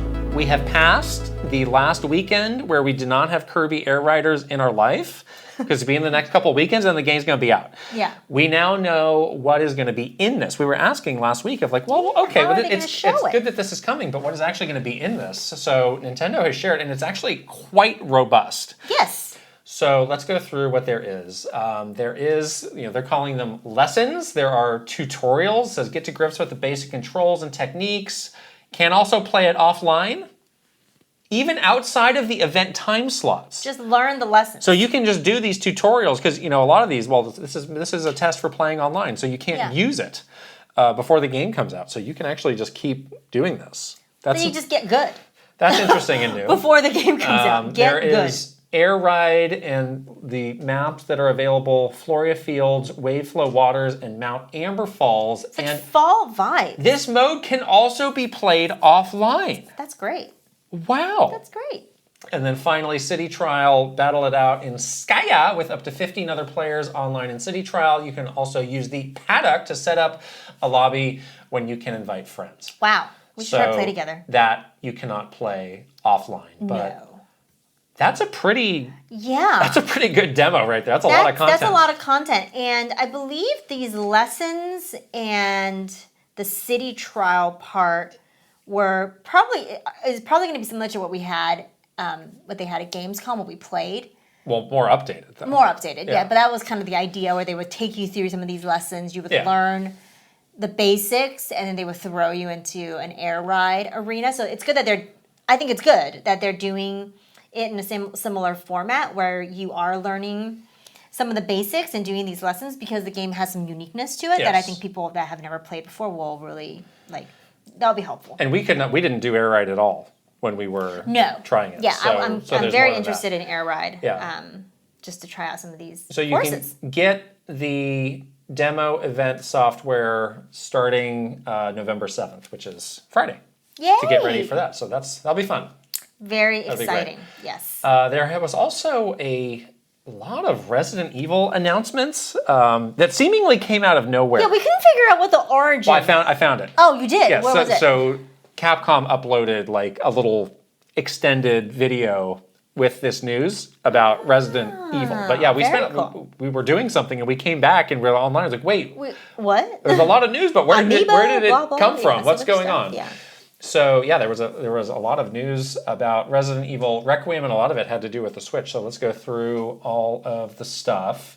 So, well, this is for all the versions, but there will be a deluxe edition that comes with the base game, comes with 5 costumes for Grace as the main character, 4 weapon skins, 2 screen filters, 2 charms, an audio pack that's called the Raccoon City Classic Audio Pack, and the Letters from 1998 files. I do not have the price for this in front of me, but let's assume that it's quite a bit more than the base version. Yeah. What do you think of the usefulness of these deluxe edition items? If you're like a super fan of the Resident Evil franchise, this is like fun, you know? What's physical and what's digital? These are all digital. Well, these are all digital items. They're not doing like some kind of special No, edition. there's no statue, there's no art book, Got there's it. no postcard from Raccoon City. Yeah, any of that. gotcha. Yeah. I guess it's kind of nice that it is all digital, so you don't have like a bunch of trash. Yeah. Sometimes it's like I I don't don't need know. another batch of postcards. I don't know. I sometimes wonder. I sometimes question the value of these deluxe editions, where it's just like, oh, like a lot of stuff like this. It's like, oh, a weapon skin. Yeah, It's like, like that. How much is this really worth? I don't know. But if you really wanted it, because you're a super Yeah. fan, you wanted all that stuff. Yeah, I'm curious about these costumes because they only show one of this, villain from RE8. I'm curious what the rest of those are, but I'll probably just stick with the main game. The main thing. There is also going to be a Switch 2 Pro Controller. It looks pretty cool. Oh, you think this looks cool? I think this looks terrible. Oh, I like I really don't like the look of this. You like Resident Switch 2ville? It's like a newspaper print. Yes, kind of. Yeah. And Very interestingly, in Japan, the controller says Biohazard, where Resident Evil says here. So it is kind of region specific. Okay. I will not be getting this. I don't like this. I don't think it looks bad. I think it looks pretty cool. Interesting. But I don't need a Pro Controller, so. Okay. They're also going to be releasing because it is, I guess, the 30th anniversary, the Resident Evil Generation Pack. It looks like a big book. Which, yes, it does. The outer packaging, the little slipcase looks really nice. Looks very nice. This has Resident Evil Requiem, Resident Evil Village, and Resident Evil 7. Yep. All physical, but key cards. Even Resident Evil Requiem is a key card. For $90. So that's a pretty good deal because for all three? assume you're getting Requiem is $70 and then it's $10 for 7 and 8. Yeah. That's not bad. Yeah. It's only like $20 more. I do wonder, have they listed the standalone prices for 7 and 8? I don't know. I don't think those are going to be $10 just on the eShop, so I guess that is saving you some money. Yeah. I'd also wonder if they're going to be doing this bundle digitally. Probably not. This is probably... Are you playing this on a Switch too? I forget what I said last about this. You said that you wanted to play on PS5. I think I said I'm not, but now, I don't know, now that there's more information about it and the graphics do seem pretty good, I'm not, I don't... ruling it out. I don't know yet. I'm not going to rule it out. Okay. I'm definitely open to it, but I need to see more. Because we have not seen Or that. are you playing it at all? Because you said you were scared. No, I'll play it. I don't know if I'll finish it. I might be too scared, but I want to try it. And we haven't seen or played the Switch 2 version yet. No, so we'll play the PS5 I want to see it for myself before I decide. Yeah. There will also be a Resident Evil Requiem amiibo of Grace Ashcroft, who again is the main character. Right. And in an interesting move, topping Nintendo's move of revealing the Silex amiibo but not saying what it is, here they're not even showing what it looks like. Why? I don't know. What is the point of this? Is it not final yet? The design is not final? But why announce it? I don't understand. They just wanted to announce everything all at once, maybe. But you have nothing. Well, you have the existence of it. You could make that a news beat. Vaporware. You could have that a news beat at some other... Are they expecting to pre-order nothing? Amiibo vapor. Hello, I'm here for my heaping pile of nothing, GameStop. Yes, I would like the protection plan on my big, empty space of air. Does she look cool? Do we like her? She's kind of... I don't know. She's kind of like not as iconic as Kind of like looks Leon, like the actress Naomi Watts looks a little bit like her. Oh, the hair. With the hair. The hair, yeah. Yeah, I don't know. Can you just give me an amiibo of Leon? And also, these Capcom amiibo have been pricey, so that's a whole other thing. Yeah, we'll see. I don't know. I'm skeptical of this. So yeah, it's like I'm probably not getting the Generation Pack. I'm definitely not getting this Pro Controller, and I'm not getting this amiibo. I do applaud them for like, hey, we got stuff for the Switch version. Like some people were pointing out, like, hey, PlayStation was really like the lead version of Resident Evil before, and now it seems like almost maybe the Switch 2 version is Capcom's lead version, the darling for them. It's kind of interesting shift. It is kind of interesting. I mean, they must be very, very confident on the performance then.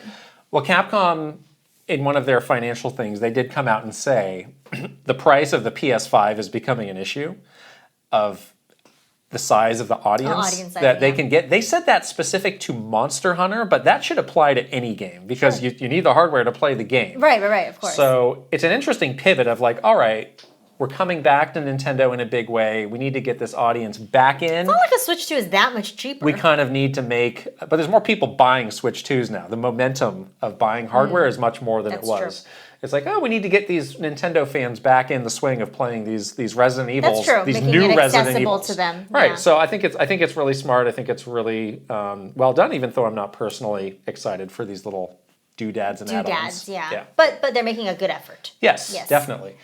Speaking of Switch 2 sales. Lastly, and again, we will have on our channel, by the time you're watching this, probably a whole video going deeper on this. The Nintendo financials are out. This is for the first half of 2025, the fiscal year. Yeah, April through September 2025. Yes, let's look at some of the highlights. We do have some updated software sales numbers. Mario Kart World has sold 9.5 million units, so close to 10 million units. That includes the bundle. Yes. And Donkey Kong Bonanza is at 3.5 million units. And Nice. they say both titles are growing steadily. Nice. Is that... Stable sales. Do you have a reaction to those numbers? I think that's pretty solid. I saw some people online and even in our community kind of bracing for like, oh, those Donkey Kong numbers might not be good. Why? I don't know. That's so weird. This is kind No, of... this is like the hype is really hot. This is kind of right where I thought it would be. We should say, so Switch 2 hardware sales, as of the time of reporting for this, are over 10 million units, so 10.36. So 10.36 versus 9.5 for Mario Kart World. That's extremely high, but again, the majority of the versions sold are the bundle. And then, 3.5 for Donkey Kong off of 10 million units. Like, that's solid. That's very solid. I think that's good. Attach rate, as they say. Yeah. Obviously, regular Switch, quite a bit lower. Where's that here? Oh, almost 2 million 1.8, units 2 million. sold. Yeah, it's not nothing. I mean, they're slowly crawling towards that PlayStation 2 until they move it again. Figure. Yes. Yeah. Yeah. So made a lot of money. These numbers are just going to go up. I think, people were pointing out, this is still the fastest pace for hardware ever. And we're going to hit the holidays soon, obviously. Right. They haven't even had a full holiday yet. So I think this is great news for Nintendo and, things are kind of going according to their plans. So we'll save the deeper analysis for that other video. Right. Let's get going on some questions from our Patreon community, and that's patreon.com/Kate and Krysta if you were curious. We get all our questions from there. Let's start with a question from Gartooth. I've seen a lot of conversation in the Nintendo community about what the next big Nintendo game will be. But as we learn more about Switch 2's lineup, it seems like a lot of these S-tier Nintendo series are potentially still years away. 3D Mario and Smash don't feel soon due to their developers working on Bonanza and Air Riders. The Splatoon team is making a spin-off. Animal Crossing and 2D Mario are getting big content updates to their previous games. Then we all know how long new 3D Zelda games take to make, with Tears of the Kingdom being only 2 years ago. To me, when I look at the slate for holiday 2025, going into what all the games Nintendo has already announced for 2026, I get the impression that they're going for sheer quantity and variety of software to pull people into Switch 2 rather than relying on just having a big hit every so often that appeals to everyone. I'm curious to know what's your read on the situation. Do you think there's any shift in strategy for Nintendo's first-party releases on the Switch 2 compared to the original Switch? What do you think? Well, the original Switch, there was a big push to make it a thing. And so you did need that big, wide appeal game to really get people into that Switch generation. This is an iterative generation with Switch 2, so they don't need to work as hard. Although I think they do have a mass appeal game, which is Mario Kart. That really is the mass appeal game that they have banked on to drive that general audience adoption of Switch 2, which I think is based on their financials. It seems to be working very well for them. But I think that they know that they can do that and take a bit more time to release some of these other big triple A Nintendo games. It does seem like though that they are doing the strategy for multiple games now, which is kind of updating parts of a original Switch game, like what they're doing with Animal Crossing or doing spin-offs. Feels like that is almost the equivalent to the Wii U remake on Switch 1. They got to fill the gaps in the calendar in between the time that they need to take to develop a huge new Animal Crossing, new Mario, 3D Mario, new Zelda. They need to fill these gaps somehow. So they're doing these sort of updates or Switch 2 versions, content updates as a way to keep people oh yes, I still like this franchise. I still want to play this franchise. But yeah, I think that the read on some of these bigger games that people are waiting for will probably be mid-generation to late generation games versus it being like, we're getting this at the start of the Switch 2 generation. Yeah, they have been able to, so far, and I don't see any reason why this would stop, they have been able to keep up this pace of game releases, which was one of the big questions we had, which is games are bigger, games are harder to make. Is that, almost once a month pace that they had on original Switch, is that realistic? Yeah. Is that sustainable? And so far it kind of is. Like we had a bit of a lull in the summer where it seems like there were some things shuffling around and they were figuring things out, but now we're kind of back on it, and Gartooth here has this list of future games. It's like there's almost 12 things here already, and a lot of these are into next year. So and we're we'll certainly learn more. And there's third party too. About more games, not mentioning third parties. You got Resident Evil Requiem. So again, coming next year. Yeah. Compare first party output for a Switch 2 Anyone versus a PS5. It's like what? This is night and day. It might not be the game that you want to play, but there are games. I mean, I'm sure you want to play one game on this list at least. That's what I'm saying. It might not. Every month might not be a game that you want to play, but at least it's something. In the span of a couple of months, you definitely will have one. And people will talk about it. There will be word of mouth that keeps people engaged on the system, because that's their most important metric. Is do not let people put the system down, because they may never pick it up again. That's right. That's the most dangerous thing is if they were playing a game and you cannot move them over to the next thing, and then that system just gets put away. That's the most dangerous thing for them. And it's not a shift in strategy, but it is a shift in reality, which is the biggest of the big games that you're going to make. They're just going to take longer. Yeah. So we will get one for this generation of all the big franchises. We will. We'll get one. But they might not come right away. We might have to wait a little bit, especially the next 3D Zelda. Do not. Don't hold your breath. Don't hold your breath for that. And I think they know that they don't need it. I think it's fine. They don't need to rush this out, because they have you with what they're doing now. They have most of us with what they're doing now. You might not be super jazzed about waiting, 6 years for the next Zelda game, but they know that when it comes out, it's going to be big, and they don't really need to do anything right now. The Animal Crossing conversation is really interesting too, because this update is coming out to keep people interested and not forgetting about Animal Crossing. But the other thing that we always talk about is you don't need a new Animal Crossing game right now, because the audience that you have that are most interested or that are most likely to either buy a Switch 2 or have a Switch 2 that you need to keep interested in is that more Super Nintendo fan that just wants to play anything you got. So they don't need a new Animal Crossing game right now. They don't need to move that audience over right now. They just need to keep you barely interested. Yeah, and who knows? Long term, this could actually be a positive for them, where we remember the last years of the Switch really slowing down, and we're just kind of tapping our foot, waiting for the next hardware. It's I don't know, maybe the final years of the Switch 2 are going to be incredible, because all these games that we've been waiting for are finally going to come out. The final years of the Wii U. And then you just boom, you just rocket into whatever the next gen, into Switch 3. I don't know. And again, they think very long term about these things. So I don't think they're worried about any of this. And there are people online who will cry about it and be like, "Oh, there's no games. Switch 2's a failure." It's well, look at these sales results. What are you actually talking about? Yeah, it might not be the game that you want to play, but plenty of people are already in. And the big picture, you feeling this way kind of doesn't matter to Nintendo, because they're dancing with the money raining down on them. They made billions of dollars. Right. And then I don't think they care. The Switch 2 editions and little updates to those games do replace the strategic purpose of the Wii U games or whatever remakes they were doing. It's a smaller lift. It's something that we already know people have and people are kind of going to like. Yeah. And it totally lets us fill out those gaps. And they do have those different teams working on 3D, 2D games too. 3D Zelda. Yeah, they just kind of figure that out. Is different than 2D Zelda games. We know that. Yeah, they just need to stick to it. They need to stick to the alternating schedule, so you don't have a period of there's no Mario game. No, you'll have 3D. That's a great approach. 3D, 2D. Yeah. So that works really well for them. So. Yeah, I think that's going to be what it is for this entire generation. Yeah, things are growing great. They're humming. Yeah.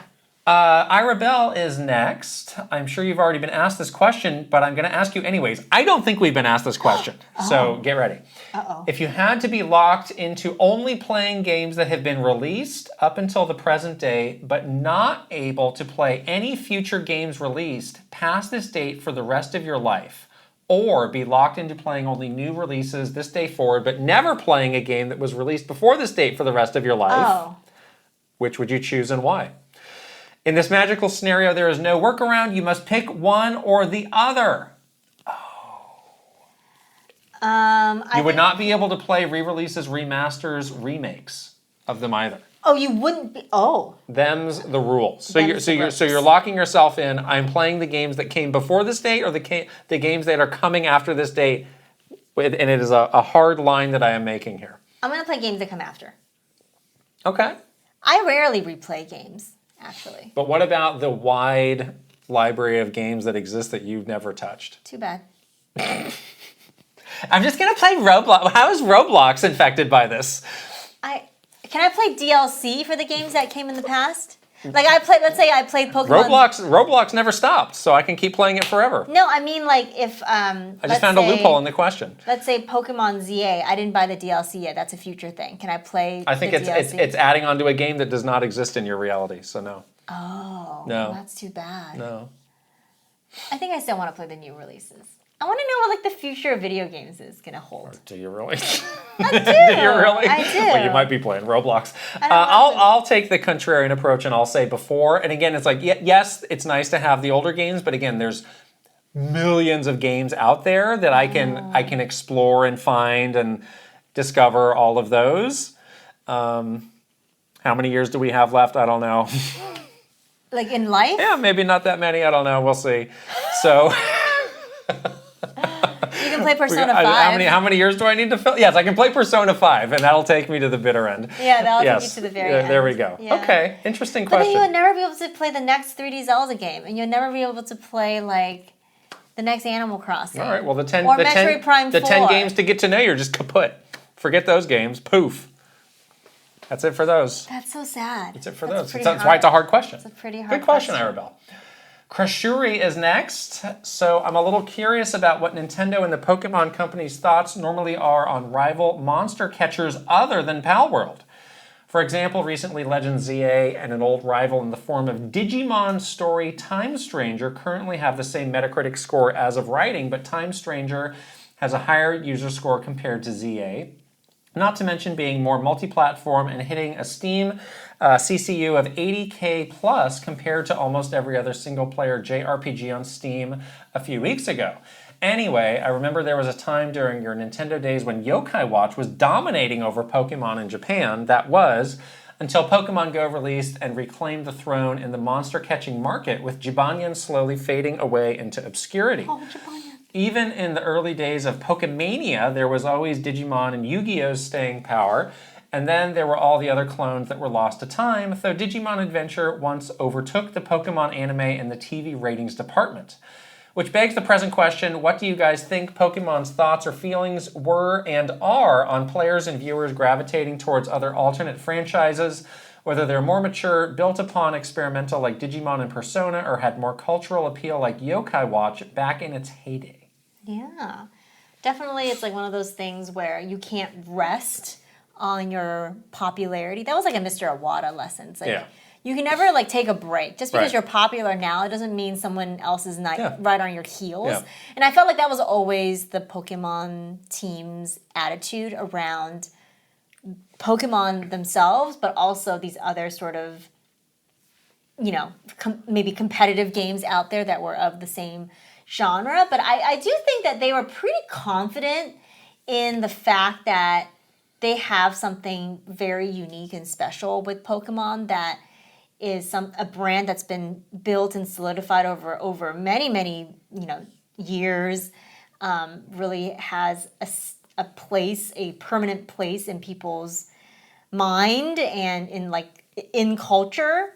So I don't think they were like super worried about these competitors. They're definitely keeping an eye on them, but I don't think they ever had a feeling like, oh, we're cooked. That's it for us. Yokai Watch is taking us over. I never got the sense of that, but more so like they wanted to keep like innovating and going forward because they knew that there's going to be imitators on their heels. Yeah, even at the peak of Yokai Watch, there was not, it was like, yeah, we know about this, we're watching it. There was not like worry expressed because, again, Pokemon games were still coming out, we're still selling great. So it's like, well, it seems like the market is able to sustain both of these and we'll see what happens. And what was always pointed out with Yokai Watch was, hey, Japan is a very fad-focused culture. And also they're very, it's very like, it's not like Europe or the US. They kind of, the whole country will get behind one fad. Right. But it can come and go really fast. Exactly. So it's like, well, we'll see if this has the staying power to stick around. And guess what? It did not. It didn't. Yeah.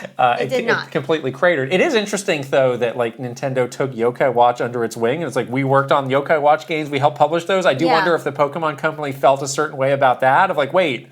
There's even conversation inside Nintendo, like, we need to make this big like Pokemon. Right. So like, I don't know if we could do that. But okay. So that's interesting. Yeah. There was never these other like Digimon. Like nobody talked about Digimon. Nobody talked about Digimon. I do wonder, in the late '90s or when Digimon was coming up, like you talk about a pal word, it's like we're talking about a Digimon, bro. Like this is kind of the same deal. This user score stuff though is pretty interesting. Yeah, like I give a lot of props to Digimon. Like Digimon's a pretty good franchise right now. I know, and people seem to be they don't seem to be plagued with the. Those games are pretty ambitious in ways that people think Pokemon games are not. Exactly, that's what I'm saying. Like they're not plagued with this like burden of the angry Pokemon fan that feel they deserve more and are angry and mad about stuff like this. So it's like you don't have that baggage. Digimon doesn't have that baggage, so they're kind of taking that and like running with it, which is it's something that is admirable. Yeah. Can you name a Digimon?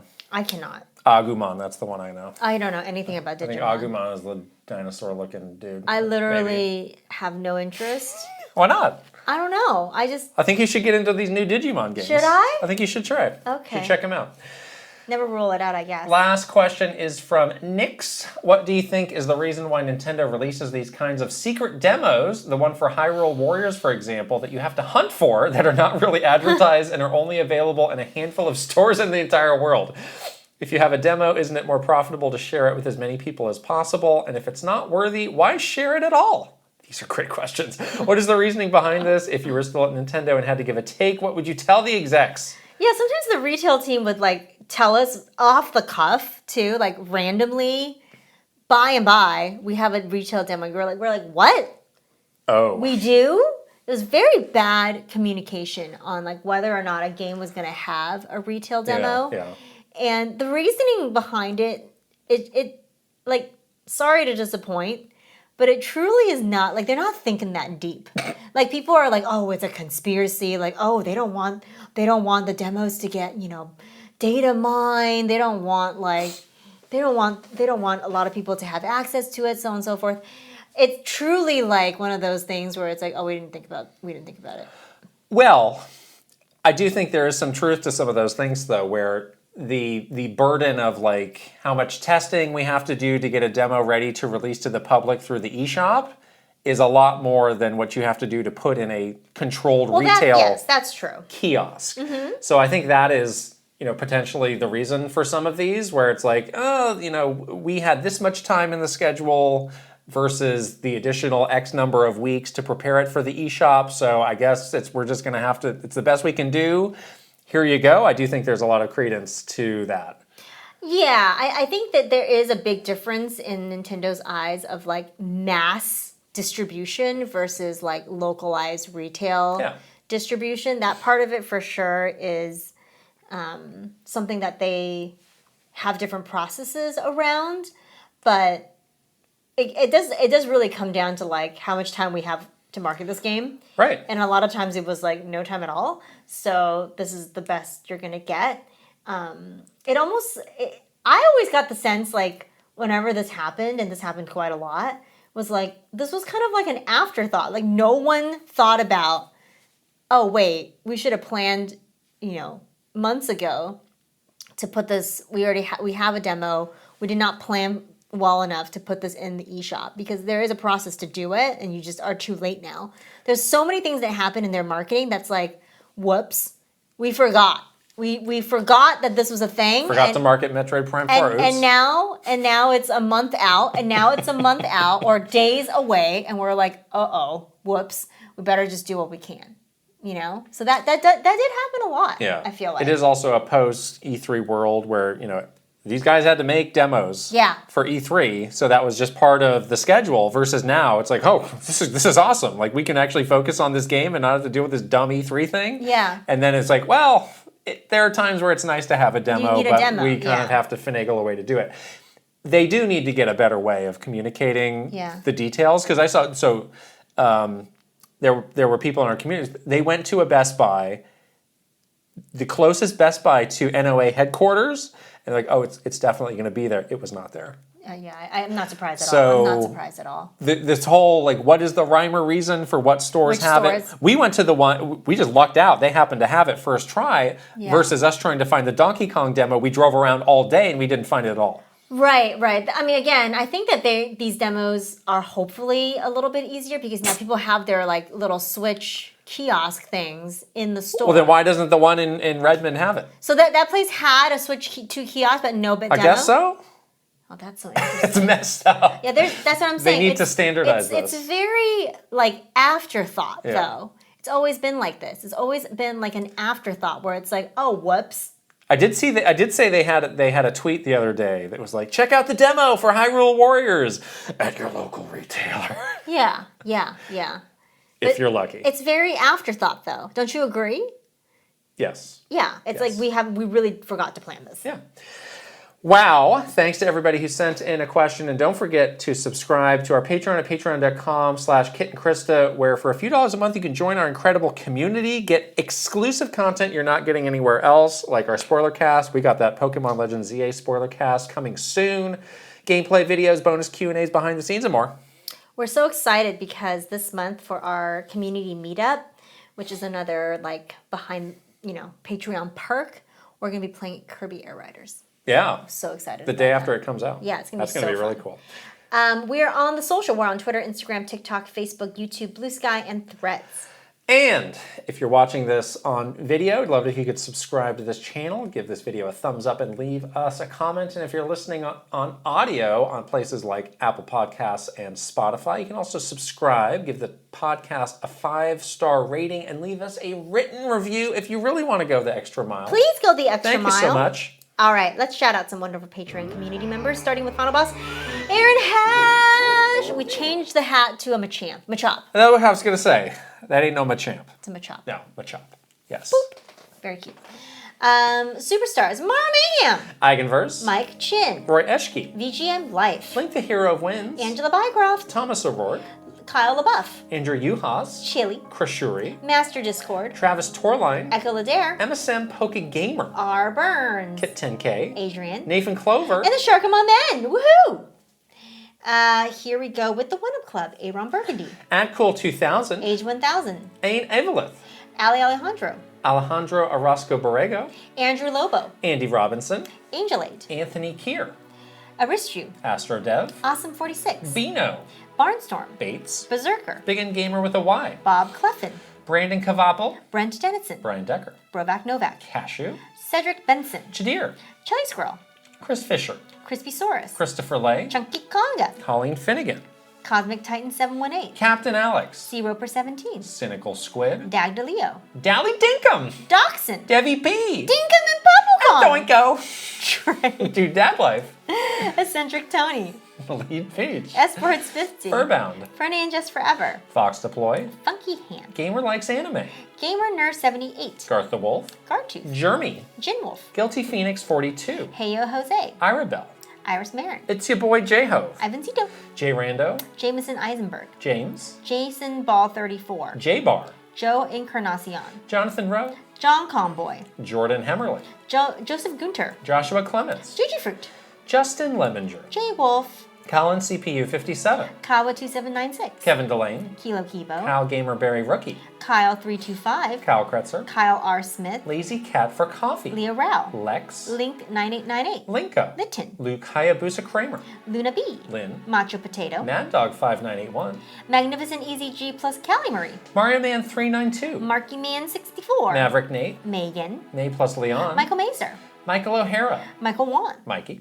Mr. Ryan 07. Motomania. Mr. Andy Pond. Mr. Beans and Dip. Mr. Bendu 101. Mytrin. Nasir. Naif E. Nagbia Reeves. Nisuchu. Nimbendo 64. Ninja 11. Oliver Wint. Omega Index Card. Pangy. Paperboat. Patrice Millette. Paul Gale Network. Poke Digifan 20. Prem Factor. Prince Charmless. Prof. Clive. Funky. Raintech. Rob M. Bravo. Robbie DLC. Romsky 113. Rocks. Ryan Haas. Ryanetta. Sage Gamer. Sulkin 20XX. Sebastiano Garase. Sega. Sharif Jackson. Shinru. Shiny Elizabeth. Slowbro. Shump. Schnozzle. Spacey Poo. Spicy Munchkin. Star Fox Melancholy. Stephen Rockoff. Stuart Radley. Pseudo Priest. Switching it up underscore. Tales of Link. Tammer Rhymes with Hammer. Tandem. Tay120 and 64. Teal Fox 64. The Keggers. The Quiet One. Acero T. Thomas Alvarez. Three Rivers. Token 777. Torcheeks. Totally Joette. Totemaru. Trigiawi. Trevor Collins. Tugs Puppy Bear. Tusku. Tyler Geist. Victor MK. Fitch Victor. Vinny to the K. Viridian. VirtualBot. Waffles. WG Grizzy. Wicked Davy. Zachary S. Zalgoroth. Zabatti. Zerling. Enzroid. What? Now, let me get this right. We got Dally Dinkum, Dinkum and Poppy Common Doinko. Dally Dinkum. We got Dally Dinkum, Dachshund, Dally Debbie P. Dinkum, Dachshund, and Debbie P. Dinkum, and Poppy Common Doinko. then you just start an all Wow. like an all D That's- band. That's like a murderer's row of Patreon shout-outs A right there. murderer's row. That's amazing. I was thinking this could be like some sort of like A team, like get in a van together, solve crime. Dally Dinkum. I'm really taken with that one. Oh wow, what a wonderful episode! Thank you to Ben Starr. Ben Starr. Yes. Yes, he is a star. It's been so much fun to just hang out with him, and we all learned something about ourselves and each other from the games. Yeah, we did. 10 games that represent us, which is a fun exercise. We're gonna wrap it up, and we'll see you guys next week. Bye. Bye.